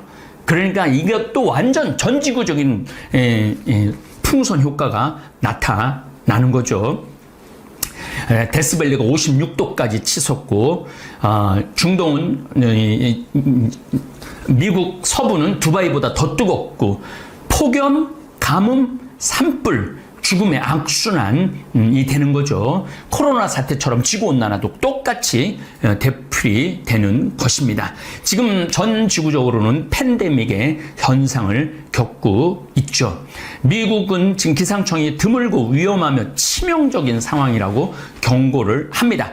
폭염이 장기간 이어지면은 열파 현상도 두드러지. 이 열파 현상이 일어나면은요, 그 브레이브 하트라는 영화가 있는데, 그 미국 캘리포니아의 산불 끄는 소방관들에 대한 이야기인데, 이 열파라는 건 뭐냐면 열이 같이 한 100km 이 제곱미터 안에 열파가 생기면요, 그 안에 있는 것들 싹 다 불타 없어진다는 거예요. 그렇게 된다면은 정말 그 사람들은 피할 시간도 없이 죽는 경우가 생긴다는 얘기입니다. 미국은 지금 각 댐들이 호수가 최저 수위를 나타내고 있습니다. 미국도 아마 물 때문에 데모가 일어날지도 모르겠습니다. 다행히 우리나라는 아직까지 산이 풍부하고 강이 전부 다 물을 머금고 있어갖고 이 열파 현상은 일어나지 않을 것 같기는 하지만은 뭐 서부 캘리포니아 지역은 좀 그 사막이죠. 사막에다 나무를 심어 놓은 거니까 그 상상도 못하는 일들이 벌어지기 쉽지 않을까 그런 생각이 듭니다. 식량 안보도 위협을 받고 있습니다. 미국 캘리포니아 전 세계 아몬드 80% 이게 물을 엄청나게 먹는 과일 나무인데 가뭄으로 생산량이 거의 줄어들고 있고 지금 각종 방목 농장에 풀이 자라지 않아서 가축을 내다 팔고 있습니다. 어쨌든 여러 가지 지금 밀 생산도 좀 잘 안 되고 그게 이제 같이 온다고 생각해 보세요, 여러분. 지구 온난화, 열파, 물 부족, 그 다음에 또 코로나 이게 같이 뭉쳐서 온다고 생각을 해보세요. 그러면은 인간은 해결 방법이 없습니다. 지구 온난화를 해결할 수 있는 방법 현재로서 제 개인적인 소견으로는 없습니다. 앞으로 10년 동안 우리는 인류 역사상 65만 년 만에 처음 겪는 일을 보게 될 겁니다. 이 일은 미국 엘고 부통령 위기의 지구 책을 읽어보면 너무나도 정확하게 나와 있고 그리고 끔찍하게도 딱 맞아 떨어지는 게 아니라 훨씬 붕괴 속도가 빠르다는 사실입니다. 킬리만자로 아프리카 탄자니아에 있는 킬리만자로 산 해발 6,400m 되는데 1990년도에는 학자들이 2100년에 그 킬리만자로 마지막 꼭대기의 빙하가 녹아 없어질 거라고 그랬어요. 근데 2015년에 녹아 없어졌습니다. 95년 빨라진 거죠. 그러니까 지금 우리는 지구 종말을 2100년, 인간 멸망을 2100년으로 보고 있거든요. 앞으로는 80년 너머로 보고 있는데 지금 현상으로 보면은 2030년이면은 그저 그런 정도의 붕괴가 올 가능성이 많다는 거죠. 그러니까 사실은 또 제가 늑대가 나타났어요를 한마디 또 하면은 앞으로 10년이 지구 인류 문명의 목숨이 결정되는 겁니다. 지난 65만 년 동안 지구는 이산화탄소가 250 ppm 파트 퍼 밀리언이라고 그러죠. 공기 안에 100만 개의 산소, 질소 있는데 이산화탄소가 250개 있었어요. 이게 250개를 넘은 적이 한 번도 없었는데 지금 벌써 420개가 넘어섰습니다. 다시 말해 지구는 지금 붕괴 상태 중에 있습니다. 400 ppm이 넘으면 인간은 어떤 기술로도 그 지구온난화의 속도를 해결할 수 없다고 말합니다. 이 강의를 준비하는 저 자신도 답답합니다. 이제는 해결책을 말할 때는 지났고 지구의 인간이 어떤 형식으로 멸종되는 방향을 제시하거나 현상을 제시하는 길밖에 없습니다. 그렇다면 극단적인 해결책이 과연 없을까? 저한테 물어본다면은 저는 이렇게 좀 며칠 고민을 했어요. 과연 지금 이 현상을 막을 길은 없을까? 인간에게 예수님 시대로 되돌아가서 살면은 해결될 수도 있을 것입니다. 걸어 다니고, 나귀 타고 다니고, 말 타고 다니고, 아니면 한 마을에서 죽을 때까지 이동 없이 살고, 해 떨어지면 자고, 아니면 우리 신앙 성도들처럼 망과 해 떨어지면 저녁 기도 2시간 외워서 기도하고 해 뜨면 일어나서 일하면 어쩌면 지난 10,000년 동안 살기 좋고 아름다운 지구에서 다시 살 수 있고 후손들에게 아름다운 지구를 물려줄 수도 있을 것입니다. 이를 위해서는 자본주의, 4차 산업혁명, 신자유주의, 금융주의, 무역세계를 다 포기해야 합니다. 저도 잠비아, 미국도 다니지 않고 평창에서만 있어야 해야 할 것입니다. 저는 이 방법 외에는 다른 방법이 없다고 생각합니다. 로켓 쏘아 올리고 석유 수출입, 석탄 수출입, LNG 수출입, 자동차 판매하고 반도체 제품 생산 계속하면 우리는 2030년, 그러니까 올해도 끔찍한 환경 재앙을 경험하고 있지만 앞으로는 2030년, 9년 안에 전지구적인 혼란이 일어날 것입니다.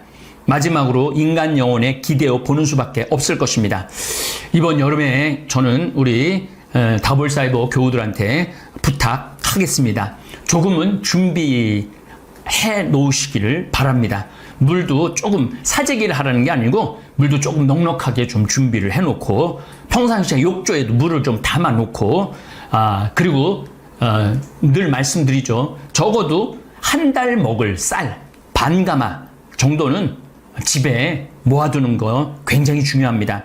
앞으로 제가 또 지속적으로 환경 재앙에 대한 특강을 준비하도록 하겠습니다. 여러분들 저와 함께 지금 일어나고 있는 문제를 같이 고민하고 하느님께 같이 기도하고 인간이 회개할 수 있도록 함께 기도하고 노력했으면 좋겠습니다. 예. 죽고 난 다음엔 도대체 어떤 세상이 펼쳐질 것인가? 그런데 제가 말씀드렸듯이 죽고 난 다음에 우리는 천당에 가요. 예. 왜 천국에 가느냐면은 이 추운 날, 그 눈길을 마다 않고 여기 와서 이렇게 쪼그리고 앉아서 강의 듣겠다 그러는 여러분들은 슬기로운 처녀들이에요. 예. 기름 종지에 기름이 오늘 또 한 방울 또 모아진 거예요. 예. 그러니까 여러분들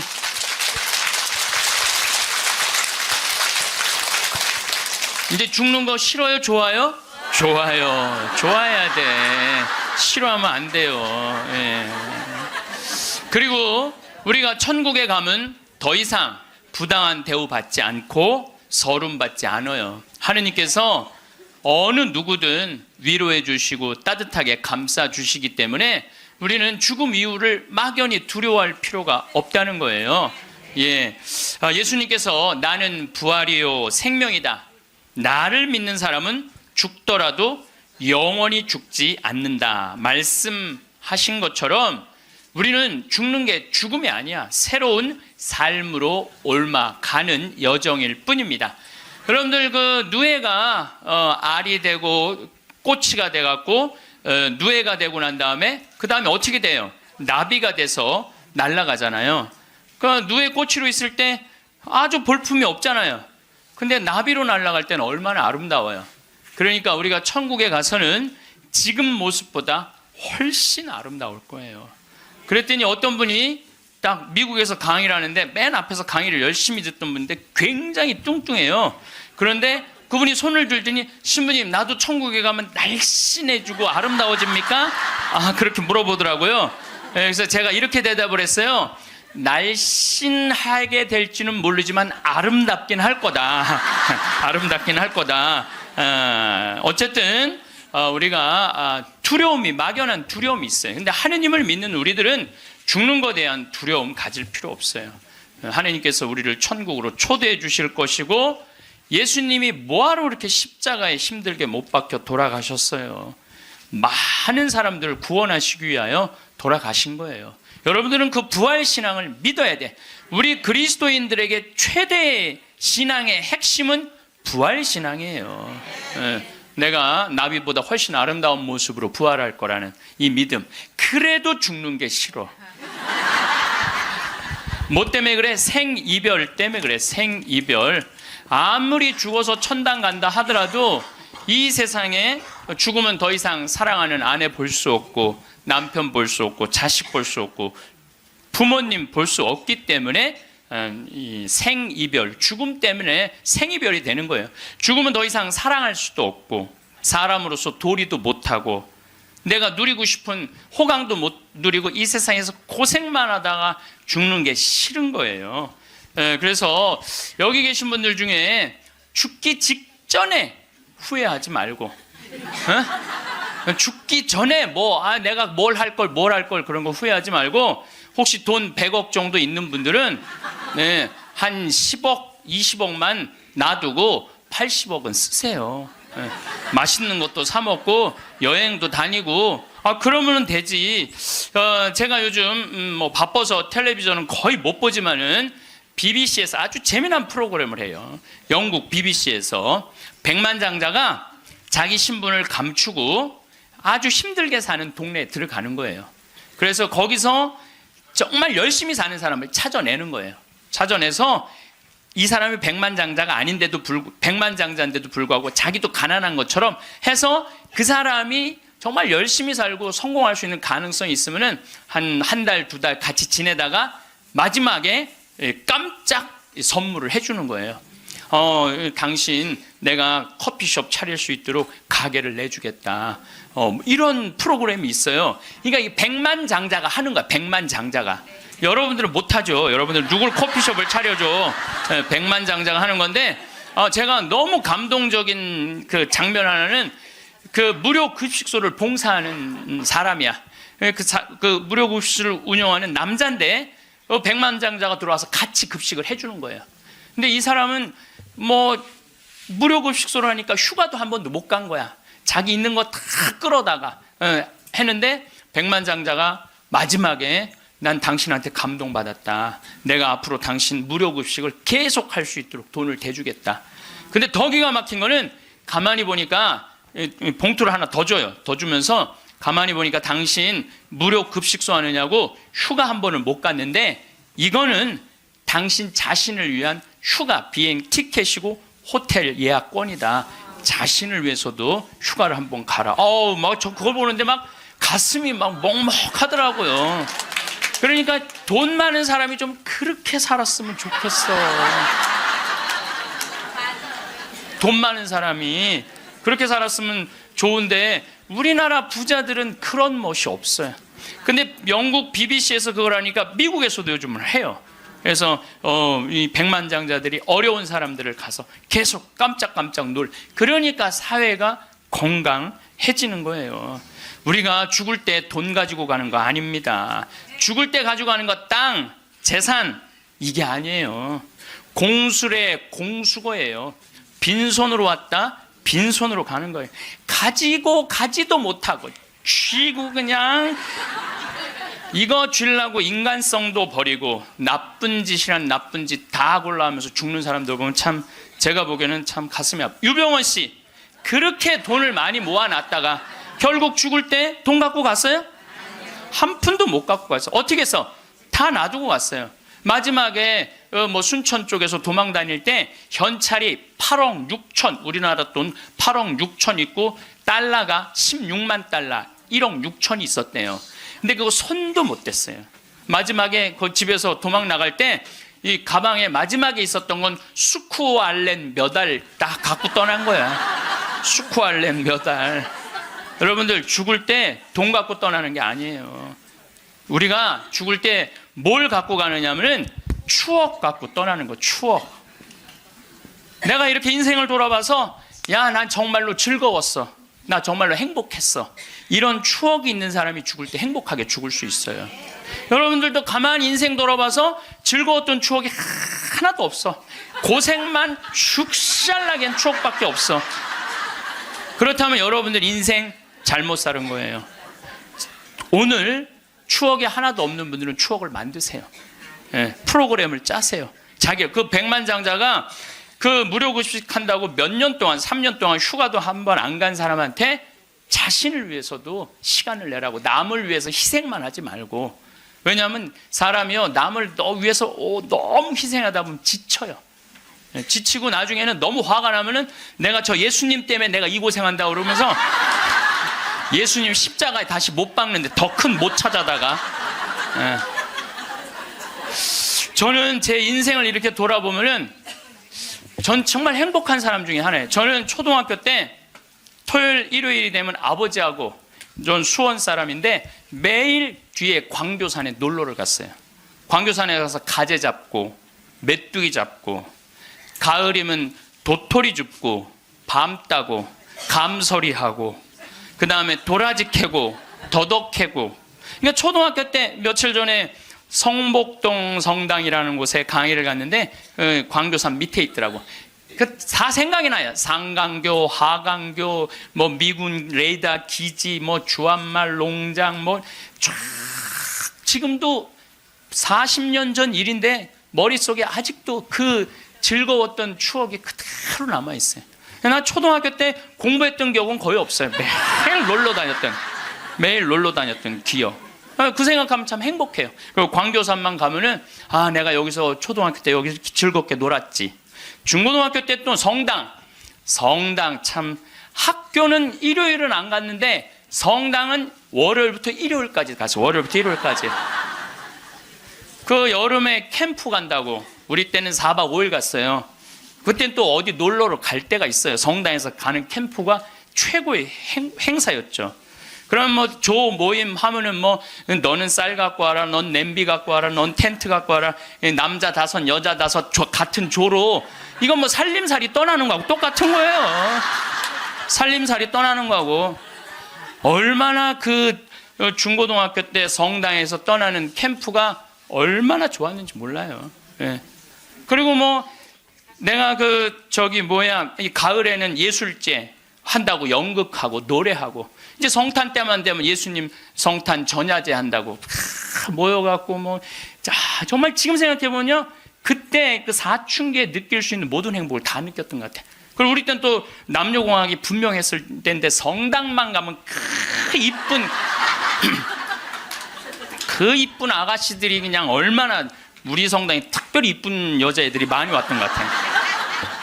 그리고 그 성당 그때 학생의 프로그램이요 너무너무 좋았어요. 지금 애들이 학원에 다니지만 우리 때는 뭐 학원 그런 게 어디 있어요. 성당 가는 게 유일한, 탁구 치고 성당에서 참 좋았던 것 같아. 그래서 그때 우리 그 학생의 아이들이 신부가 10명이 됐어요. 신부가 10명이 됐어요. 그래갖고 지금 우리 교구에 뭐 사무처장, 관리국장, 사무국장, 다 사목국장, 우리 성당 출신 신부들이 다 하고 있어요. 다 하고 있어요. 그렇게 그때 그 신앙의 그 교육이 풍요로웠던 거죠. 예. 그리고 수녀님들도 많이 나오고, 그 유명한 수녀님들 중에 하나는 또 누구냐 하면은 김혜윤 베아트릭스 수녀라고, 성서 가르치는 수녀님 있잖아요. 뭐 같은 성당을 다녔지만 그 수녀님하고 우리는 질이 달랐어요. 그 수녀님은 공부를 너무너무 잘해갖고 전교 1등을 놓친 적이 우리는 저 밑에서 그냥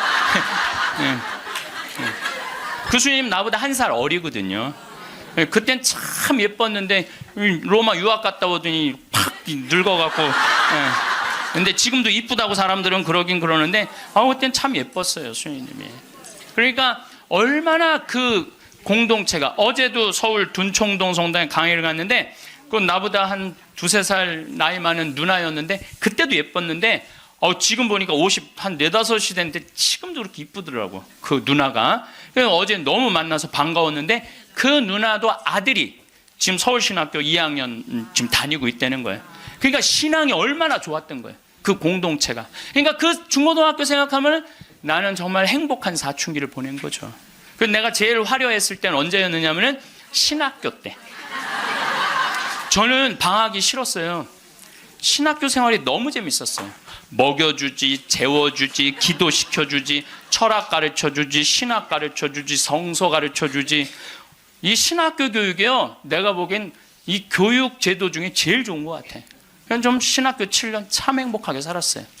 보좌 신부 때는 또 훌륭한 본당 신부님 모시고, 우리 천주교 교우들은 보좌 신부들 이렇게 바라보는 눈이 사랑으로 꽉 차 있어. 그 느껴요. 이렇게 보면 보좌 신부 딱 보면 사랑으로 꽉 차 있어. 본당 신부 10년 동안 교우들이 참 내 말 잘 듣고 신부를 업고 살죠, 한국 천주교 교우들은. 참 이렇게 보면은요 너무너무 행복했던 것 같아. 그리고 이제 10년 전에 강원도 평창 생태마을에 들어가서 이렇게 살면 본당이 없으니까, 뭐 본당이 없으니까 또 온 세상이 또 다 내 본당이야 또. 전 세계 다니면서 강의하고, 지난 여름에도 브라질, 아르헨티나, 페루, 칠레, 파라과이 5개 나라 한 달 동안 순회 강연 갔다 왔거든요. 페루 이제 뭐 얼마나 멀어요, 페루가. 페루 갔더니 이제 강의 이제 2시간 끝났는데 거기 회장님들이 신부님 귀양 여기까지 왔으니 마추픽추 가자고. 그러니까 강의는 2시간 하고 마추픽추는 2박 3일 갔다 오고. 이런 좋은 팔자가 어디 있어요. 브라질 가면 또 뭐 리오데자네이루, 또 아름다운 한국, 예수님이 이렇게 펼치고 있는 데 있죠. 이번에 월드컵 한데 참 얼마나 좋은 팔자예요. 깔라파테라고 아르헨티나 맨 밑에 빙하 있는데 신부님 환경하시니까 꼭 보셔야 된다고. 세상에 이렇게 돌아보면 난 웃으면서 죽을 수 있을 것 같아요. 또 작년에는 내가 또 아침마당에도 출연했잖아. 아침마당. 평화방송도 모자라서 아침마당까지. 그냥 아침마당을 2번을 강의를 나갔었는데, 목요 특강 2번을 강의를 나갔었는데, 보통 목요 특강 시청률이 7% 정도 된다고 그래요. 근데 전 두 번 다 10.4%가 나왔어요. 이게 뭐 물론 그 3.4%는 우리 천주교 교우들이 봐줘서 올라간 건지 내가 알고 있죠. 천주교 교우들이 봐줘서 올라간 거 알고 있는데 나는 그 목요 특강 하려고 그러면 새벽 4시에 집에서 나와야 돼요. 새벽 4시에 이제 또 눈이 항상 오니까 겨울에 작년에도 마지막 강의 12월 27일인가 나왔는데 그 눈길을 헤치고 와서 이제 딱 가면은요, 여의도에 도착하면은 깜짝 놀랐어요. 여자 둘이서 달겨 들어가고 막 화장을 1시간 동안 하는 거. 화장을 1시간 동안. 평화방송은 생전 화장 안 해주는데 화장을 1시간 동안. 이제 그리고 이제 강의가 끝나고 이제 평창에 집에 들어갔는데 생태마을이 난리가 난 거야. 왜 그런가 했더니 그 강의를 들으면서 실시간 검색어가 1위였대요. 그리고 전국에 우리 교우들이 아니고 일반인들이 전화해갖고 거기 신부님 생태마을 자랑하는데 거기 가보고 싶다고. 근데 할머니 한 분이 성당도 안 다니는 할머니가 전화해갖고 오늘 그 강의한 신부님 어쩜 그렇게 유쾌하고 우리 마음을 잘 아느냐고. 근데 그렇게 유쾌한 신부님이 아직도 전화해 되도록 왜 혼자 사느냐고. 그거 좀 장가 좀 보내라고 그 직원들이. 아니 저를 염려해 주는 게 우리 천주교 교우들만 염려해 주는 게 아니라 성당 안 다니는 할머니도 염려해 주니 이게 얼마나 행복한 신부예요. 그래서 이렇게 죽을 때 웃으면서 죽을 수 있을 것 같아. 난 정말 행복했다. 신부님은 신부로 사니까 팔자가 좋아서 그렇지 우리는 얼마나 힘든지 몰라요. 사는 거 무슨 우리가 즐거운 추억이 있어요. 저도 여러분들 힘들었을 때 많았어요. 인생 50살밖에 안 됐지만은 돌아보면 즐거웠었던 일만 있었던 거 아니에요. 근데 여러분들 사람은요, 과거를 돌아봤을 때 고통스럽고 괴로운 것만 기억하는 사람은요, 악해져요. 악해지게 돼 있어요. 근데 즐거웠던 것만 의도적으로 기억하려고 하면 선해지게 돼 있어요. 저도 사기 많이 당했어요. 이 세상에 사기 쳐먹기 제일 쉬운 사람이 신부예요. 신부. 세상 물정 모르니까 사기도 많이 당했고 배신도 많이 당했어요. 그래갖고 아픔이 많았었어요. 근데 가만히 내 인생을 돌아보면 내가 사기당했을 때 내 상태가 어땠었냐면 욕심이 꽉 차 있었을 때. 그러니까 내가 강의 때 여러분들 욕심 부리지 말라는 게 그냥 하는 말이 아니라 이 온 몸에서 경험을 하고 나온 말이에요. 온 몸에서 경험을 하고 나온 얘기, 그냥 하는 얘기가 아니에요. 온 몸에서 나온 거죠. 또 뭐 배신도 많이 당했고. 그런데 내가 이렇게 요한복음을 읽어보면 예수님이 이 루카복음에도 마테오복음에도 이런 악마가 와서 유혹을 해요. 돌도로 빵대라고 그러고 산에서 뛰어내리라고 그러고 성당에서 교회 종탑에서 뛰어내리라고 그러고 그랬을 때 예수님이 한마디가 그게 다 내 인생에 나도 저런 유혹이 있는데 예수님은 안 빠졌는데 난 다 빠졌던 거야. 나는 다 빠졌던 거야. 그러면서 제가 깨달은 게 있어요. 아, 욕심 부리지 말아야 되겠구나. 그리고 하느님을 더 사랑해야지 사람을 더 사랑하면은 꼭 고통이 오는구나. 그리고 이제 좋았던 것만 기억을 하는 거야. 나빴던 기억을 자꾸 하면요 인생이 우울해요. 습관이에요. 습관. 여러분들 그 불행한 사람들 며칠 전에 그 신문에 아주 재미난 게 나왔어. 불행한 사람 10가지 특징이 나왔어. 자신과 남의 단점만 본다. 불행한 사람들은요 자신과 남의 단점만 본대요. 그 다음에 두 번째, 변화시킬 수 없는 것에 대한 걱정을 한다. 그러니까 과거를 집착하는 거야. 과거에 내가 왜 그랬을까? 안 바뀌어요, 과거는. 그 다음에 쉽게 포기한다. 뭘 하다가 그냥 금방 포기하는 사람, 이 사람 불행해진다는 거죠. 운동을 하지 않는다. 운동하는 사람이 행복해요. 그래서 여러분들 꼭 운동하셔야 돼요. 뭐 이건 이번 다음 달 강의에 꼭 하겠지만은, 그 다음에 성취 불가능한 목표를 세운다. 성취 불가능한 목표를 세운다. 건강에 좋지 않은 음식만 골라 먹는다. 그러니까 우리가 행복하려면 건강에 좋은 음식을 먹어야 돼. 우리 청국장 가루 같은 거, 이런 거. 얼마나 좋아요. 이 청국장 가루 같은 거. 나도 오늘 아침에 좀 일찍 나오는 바람에 청국장 가루를, 저는 그냥 제가 일어나자마자 제가 타 먹어요. 맹물에.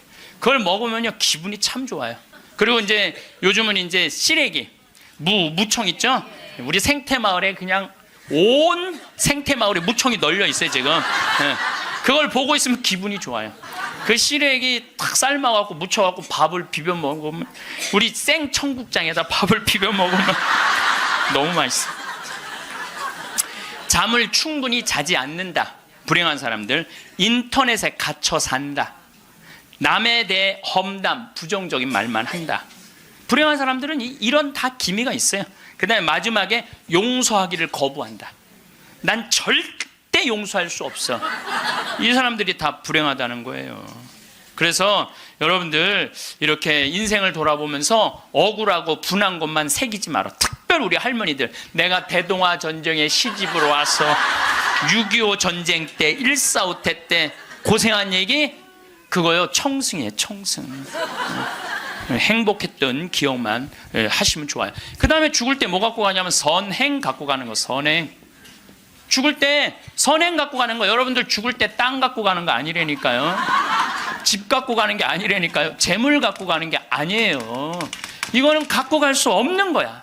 갖고 갈 수 없는 거야. 오늘도 전심 먹으면서 잠깐 대화를 했는데, 사람들을 보면요 1000개를 가지고 있으면서 1개밖에 못 누리고 사는 사람이 있어요.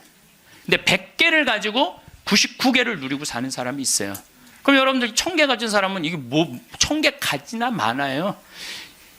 이 사람이 죽을 때 그랬는데, 돈이 너무 많은 사람은 그걸 못 쓰고 죽어서 못 죽는데요. 돈이 너무 많은 사람들은. 그러니까 쓸 수 있을 때 열심히 쓰라는 거예요. 두 번째로는 선행이야. 마태복음 25장에 예수님이 이런 얘기를 합니다. 오른쪽에는 양, 왼쪽에는 염소를 갈라놓고 이런 얘기를 해요. 내 오른쪽에 있는 사람들한테, 내 아버지의 복을 받은 이들아, 와서 세상 창조 때부터 너희를 위하여 준비한 나라를 차지하여라. 너희는 내가 굶주렸을 때 먹을 것을 주었고, 내가 목말랐을 때 마실 것을 주었으며, 감옥에 갇혔을 때 찾아주었다. 그럼 의인들이 이렇게 말할 것이다. 주님, 저희가 언제 주님께서 굶주리신 것을 보고 먹을 것을 드렸고, 목마르신 것을 보고 마실 것을 드렸습니까?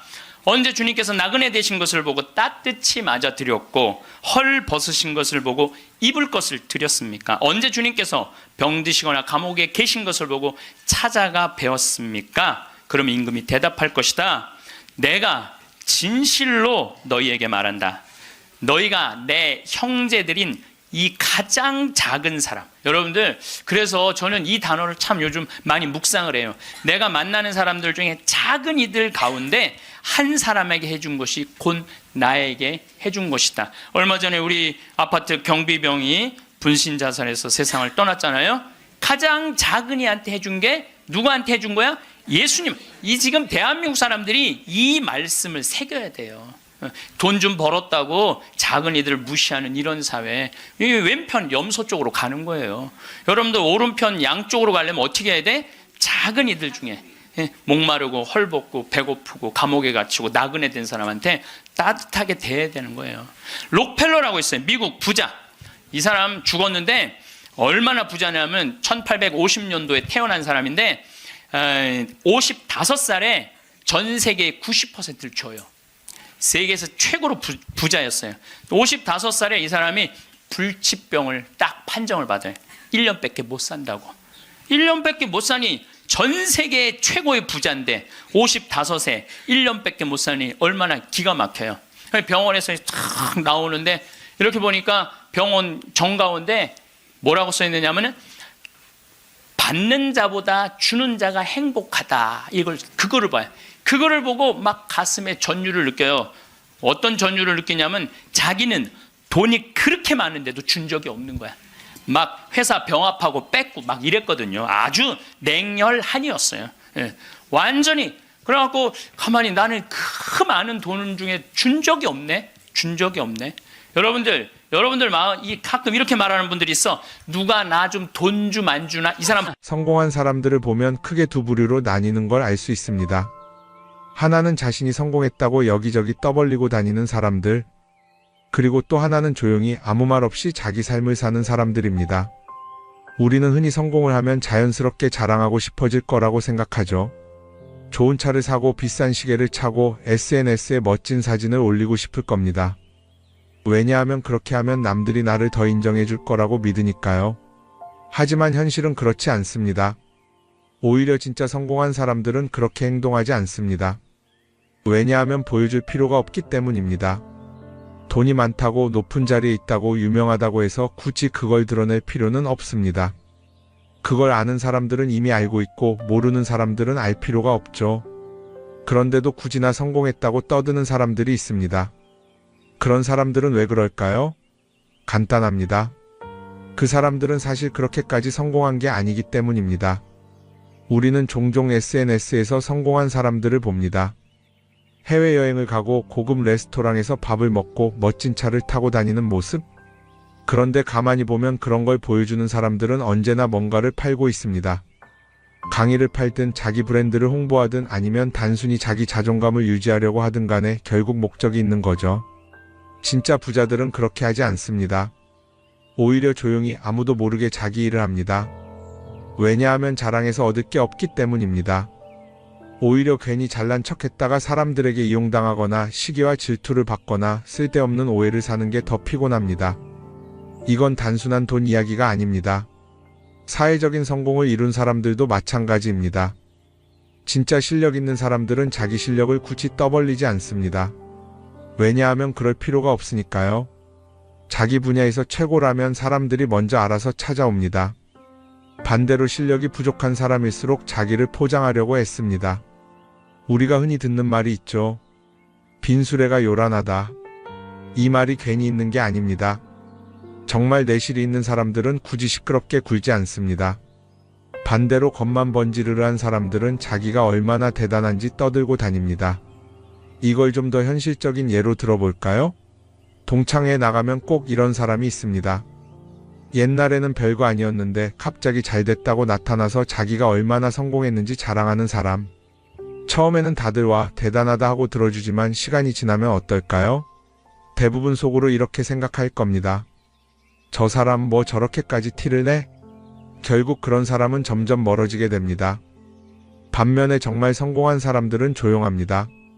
굳이 자기가 어떻게 살고 있는지 설명하지 않죠. 그런 사람들은 오히려 주변에서 먼저 알아보고 자연스럽게 존경을 받습니다. 그게 진짜 성공입니다. 그럼 우리는 어떻게 해야 할까요? 내가 뭔가를 이루었을 때 굳이 남들에게 알릴 필요가 있을까요? 물론 가까운 사람들에게 좋은 소식을 전하는 건 좋습니다. 하지만 굳이 모든 사람들에게 나 이렇게 잘 살고 있어요 하고 알릴 필요는 없습니다. 그런 행동은 결국 나에게 득이 되지 않습니다. 성공이라는 건 원래 조용한 겁니다. 내가 잘 되고 있으면 주변 사람들이 자연스럽게 알게 됩니다. 굳이 내가 말하지 않아도 내 행동과 태도에서 묻어나오게 되어 있습니다. 그러니 굳이 보여주려고 애쓰지 마세요. 오히려 그게 더 진짜 성공한 사람의 태도입니다. 사람은 사회적 동물이라고 하잖아요. 혼자 살아갈 수 없고 결국 사람과의 관계 속에서 기쁨도 얻고 때로는 상처도 받습니다. 그런데 한 가지 생각해 볼 게 있어요. 우리가 정말 인간관계가 필요해서 맺고 있는 걸까요? 아니면 그냥 그래야 한다고 배워서 어쩔 수 없이 유지하고 있는 걸까요? 어릴 땐 친구 많으면 좋다고 하죠. 사회생활에서도 인맥이 중요하다는 말을 많이 합니다. 그런데 정작 주변을 보면요. 인간관계가 넓은 사람일수록 스트레스를 더 많이 받아요. 전화벨이 울릴 때마다 이번엔 또 무슨 부탁일까 싶고 단체 채팅방에서 메시지가 올 때마다 이걸 또 어떻게 대답해야 하나 고민하죠. 관계가 많아질수록 책임과 피로도 함께 늘어나는 겁니다. 어떤 사람들은 인간관계를 줄이면 외롭지 않겠냐고 해요. 그런데 가만히 생각해보면 진짜 외로움을 느끼는 순간이 언제인지 아세요? 오히려 불필요한 인간관계 속에 있을 때입니다. 같이 밥을 먹고 얘기를 나누는데도 뭔가 허전하고 대화가 컥 돌고 속마음을 나누지도 못할 때? 그럴 때 우리가 더 외롭다고 느끼죠. 그렇다고 당장 인간관계를 다 끊어버릴 순 없겠죠. 하지만 적어도 내가 정말 소중하게 여겨야 할 관계와 그냥 관성적으로 유지하는 관계는 구분할 필요가 있습니다. 예를 들어 매번 나한테 부탁만 하고 정작 내가 어려울 땐 연락 한 번 없는 사람. 내가 실수하면 뒷담화를 하면서 내 앞에서는 웃는 사람. 이런 관계를 굳이 계속 이어갈 이유가 있을까요? 가끔은 이런 경험도 있을 거예요. 우연히 어떤 사람과 친해졌는데 만난 지 얼마 되지도 않았는데 너무 많은 걸 털어놓는 사람들 있죠. 자기 속사정부터 가족 문제, 직장 고민까지 쏟아내는 사람들. 이런 경우 두 가지의 가능성이 큽니다. 하나는 그냥 감정적으로 의존할 사람이 필요해서일 수도 있고, 또 하나는 내가 믿을 만한 사람인지 떠보는 걸 수도 있어요. 어떤 경우든 이런 관계는 오래가기 어렵습니다. 사실 친밀함이라는 건 시간이 필요한 법이에요. 적당한 거리를 두고 천천히 서로를 알아가야 하는데, 초반부터 급격하게 가까워진 관계는 쉽게 무너지는 경우가 많습니다. 처음엔 친하다고 생각했는데 어느 순간 사소한 일로 틀어지고 결국 남보다 못한 사이가 되는 거죠. 그러면 인간관계를 어떻게 해야 할까요? 답은 간단합니다. 억지로 맺지 말고 굳이 유지하려고도 하지 않는 거예요. 내가 편한 관계라면 자연스럽게 이어질 것이고, 그렇지 않다면 서서히 멀어질 겁니다. 그리고 그걸 억지로 붙잡지 않아도 괜찮습니다.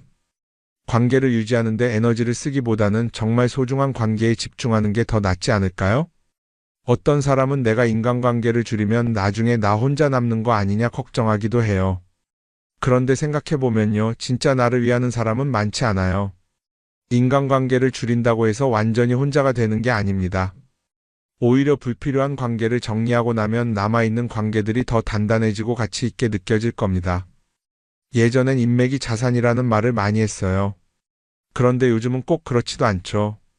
오히려 불필요한 인간관계가 많으면 그게 짐이 될 수도 있어요. 적당한 거리, 적당한 선. 이걸 잘 지키는 게 결국엔 가장 편한 인간관계를 유지하는 방법 아닐까요? 한번 곰곰이 생각해 보세요. 지금 내 주변에 있는 사람들 중에서 내가 정말 편하게 만날 수 있는 사람이 몇 명이나 되는지, 내가 억지로 맞춰주고 있는 관계는 없는지. 관계를 줄이면요, 외로워지는 게 아니라 오히려 더 자유로워집니다. 그리고 자유로워진 만큼 내 인생에서 정말 중요한 것에 집중할 수 있게 됩니다. 인간관계 너무 많은 걸 신경 쓰다 보면 정작 중요한 걸 놓칠 수 있어요. 그러니까 이제는 한 번쯤 정리해보는 것도 나쁘지 않을 겁니다. 사람들이 돈을 많이 벌고 싶어 하는 이유가 뭘까요? 단순히 돈이 많으면 좋으니까? 물론 그것도 있겠지만 사실 돈을 원하는 진짜 이유는 더 나은 삶을 살기 위해서겠죠. 그런데 문제는 돈을 많이 번다고 해서 반드시 삶이 나아지는 건 아니라는 겁니다. 오히려 더 많이 벌수록 더 많이 쓰게 되는 경우가 많아요. 가끔 이런 생각해 본 적 없으세요? 예전에는 돈이 지금보다 훨씬 적었는데 이상하게 그때가 더 여유로웠던 것 같다. 왜 그럴까요? 사실 우리가 원하는 건 돈 그 자체가 아니라 돈을 통해 얻을 수 있는 자유인데, 돈을 벌면 벌수록 그 자유를 잃어버리는 경우가 많아요. 더 좋은 차, 더 좋은 집, 더 좋은 옷을 사면서 점점 더 많은 돈이 필요해지고 결국엔 돈을 벌기 위해 또다시 일해야 하는 악순환에 빠지게 되는 거죠. 한번 생각해 봅시다. 우리가 정말 필요해서 뭔가를 사는 경우가 얼마나 될까요? 필요해서라기보다는 남들이 가지고 있으니까, 없어 보이기 싫으니까, 혹은 그냥 기분 전환을 위해서 소비하는 경우가 훨씬 많아요. 그리고 그런 소비를 할 때마다 스스로 이렇게 합리화를 하죠. 이 정도는 나를 위한 투자야. 그런데 가만히 보면 그 소비가 진짜 나를 위한 소비인지 아니면 그냥 사회가 만든 기준에 끌려가고 있는 건지 헷갈릴 때가 많습니다. 예를 들어 예전에는 스마트폰 하나면 충분했는데 이제는 스마트워치도 있어야 하고 무선 이어폰도 필요하고 태블릿도 있어야 할 것 같고, 하나를 사면 또 다른 무언가가 필요해지는 시기예요. 사실 이건 우리가 그렇게 만들어진 겁니다. 광고도 그렇고 SNS도 그렇고 자꾸 우리에게 이렇게 말하죠. 이걸 사야 더 행복해질 수 있어요. 그런데 정작 그걸 사고 나면 어때요? 처음 며칠은 좋죠. 그런데 시간이 지나면 또 다른 걸 사고 싶어져요. 왜냐하면 물건이 우리를 오래 행복하게 만들어주지는 않거든요. 특히 요즘은 SNS가 이런 소비 심리를 더 부추기는 것 같아요. 예전에는 친구들끼리 만나서 나 새로 샀어 하고 자랑하는 게 전부였는데 이제는 SNS에 올리면서 전 세계 사람들에게 보여주잖아요. 그러다 보니까 남들도 다 뭔가를 사서 올리고 나도 따라해야 할 것 같은 기분이 드는 거예요. 그런데 중요한 건 그 사람들도 사실은 나와 똑같은 기분이라는 겁니다. 내가 남을 부러워하는 만큼 나도 누군가에게 부러움을 사려고 애쓰고 있는 거죠. 결국 끝없는 비교와 소비 속에서 진짜 중요한 걸 놓치게 되는 겁니다. 한번 이렇게 생각해보면 어떨까요? 만약 내가 지금부터 딱 1년 동안 불필요한 소비를 하지 않는다면 내 삶이 어떻게 변할까? 아마 처음에는 답답할 수도 있어요. 사고 싶었던 걸 참아야 하니까. 그런데 그걸 몇 번 참고 나면 어느 순간 깨닫게 될 겁니다. 내가 굳이 이걸 안 사도 괜찮네? 그렇게 불필요한 소비가 줄어들면 자연스럽게 돈이 쌓이겠죠. 그런데 돈이 쌓이는 것보다 더 중요한 게 있어요. 바로 마음의 여유가 생긴다는 겁니다. 돈을 쓰지 않는다고 해서 불행해지는 게 아니라 오히려 소비로부터 자유로워지면서 진짜 행복을 찾을 수 있어요. 물론 이걸 실천하는 게 쉽지는 않겠죠. 우리 주변에는 소비를 부추기는 것들이 너무 많으니까요. 하지만 적어도 이런 건 해볼 수 있습니다. 뭔가를 사고 싶을 때 한 번만 스스로에게 물어보는 거예요. 이게 정말 나한테 필요한 걸까? 아니면 그냥 순간적인 욕심일까? 만약 그 질문을 던졌을 때 5초 안에 당연히 필요하지 라는 답이 나오지 않는다면 사실 그건 없어도 되는 물건일 가능성이 큽니다. 정말 필요한 건 고민할 필요도 없이 바로 떠오르거든요. 그러니까 이제는 한 번쯤 생각해 봐야 할 것 같아요. 나는 지금 내가 원하는 삶을 살고 있는 걸까? 아니면 남들이 만든 기준에 맞추기 위해 내 시간을 팔고 있는 걸까? 소비를 줄인다는 건 단순히 돈을 아끼는 게 아닙니다. 그건 결국 내 삶의 선택권을 되찾는 일이거든요. 돈을 많이 버는 것도 중요하지만 더 중요한 건 그 돈을 어떻게 쓰느냐입니다. 그리고 때로는 아무것도 사지 않는 게 최고의 선택일 수도 있어요. 우리는 요즘 SNS 없이 사는 게 거의 불가능한 시대에 살고 있죠. 아침에 눈 뜨자마자 휴대폰을 확인하고 출근길에도 SNS를 보고 잠들기 전까지도 계속 들여다봅니다. 그러면서 남들이 어떻게 사는지 보고 나도 모르게 비교하게 되고 때로는 초조해지기도 하죠. SNS에 올라오는 사진들 한번 보세요. 맛집에서 멋진 음식을 먹고 해외여행을 다니고 좋은 옷을 입고 성공한 삶을 사는 사람들. 그런데 가만히 보면 이 사람들이 정말 행복해서 저런 사진을 올리는 걸까요? 아니면 그냥 행복해 보이고 싶은 걸까요? 실제로 SNS에 가장 많이 올라오는 사진이 뭔지 아세요? 남들이 부러워할 만한 순간들입니다. 집에서 편하게 쉬고 있는 모습이나 출근길에 지친 얼굴, 어제 먹다 남은 배달 음식 사진 같은 건 잘 안 올리죠. 대신 멋진 레스토랑, 명품 가방, 고급 호텔 같은 것들이 올라옵니다. 왜 그럴까요? 결국 SNS는 보여주기 위한 공간이기 때문입니다. 여기서 중요한 게 있어요. 우리가 SNS에서 보는 건 그 사람의 삶 전체가 아니라 편집된 일부 장면이라는 겁니다.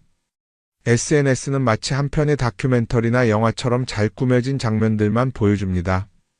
그런데도 우리는 그걸 보면서 아, 저 사람은 나보다 더 행복하구나 하고 착각하죠.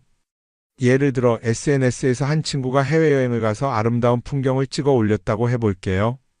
우리는 그걸 보면서 부럽다, 나도 저렇게 살고 싶다라고 생각하겠죠. 그런데 정작 그 친구는 사진을 찍고 나서도 일 때문에 스트레스를 받고 있을 수도 있고 여행 비용을 감당하느라 카드가 걱정을 하고 있을 수도 있습니다. 그 부분은 우리는 알 수가 없죠. 그런데 문제는 이렇게 남들과 비교하는 습관이 쌓이면 결국 내 삶이 초라하게 느껴진다는 겁니다. 원래는 그냥 조용히 살아도 괜찮았는데 SNS를 보고 나면 나만 뒤처지는 것 같고 뭔가를 더 해야 할 것 같고 괜히 불안해지죠. SNS는 기본적으로 사람들의 비교 심리를 자극합니다.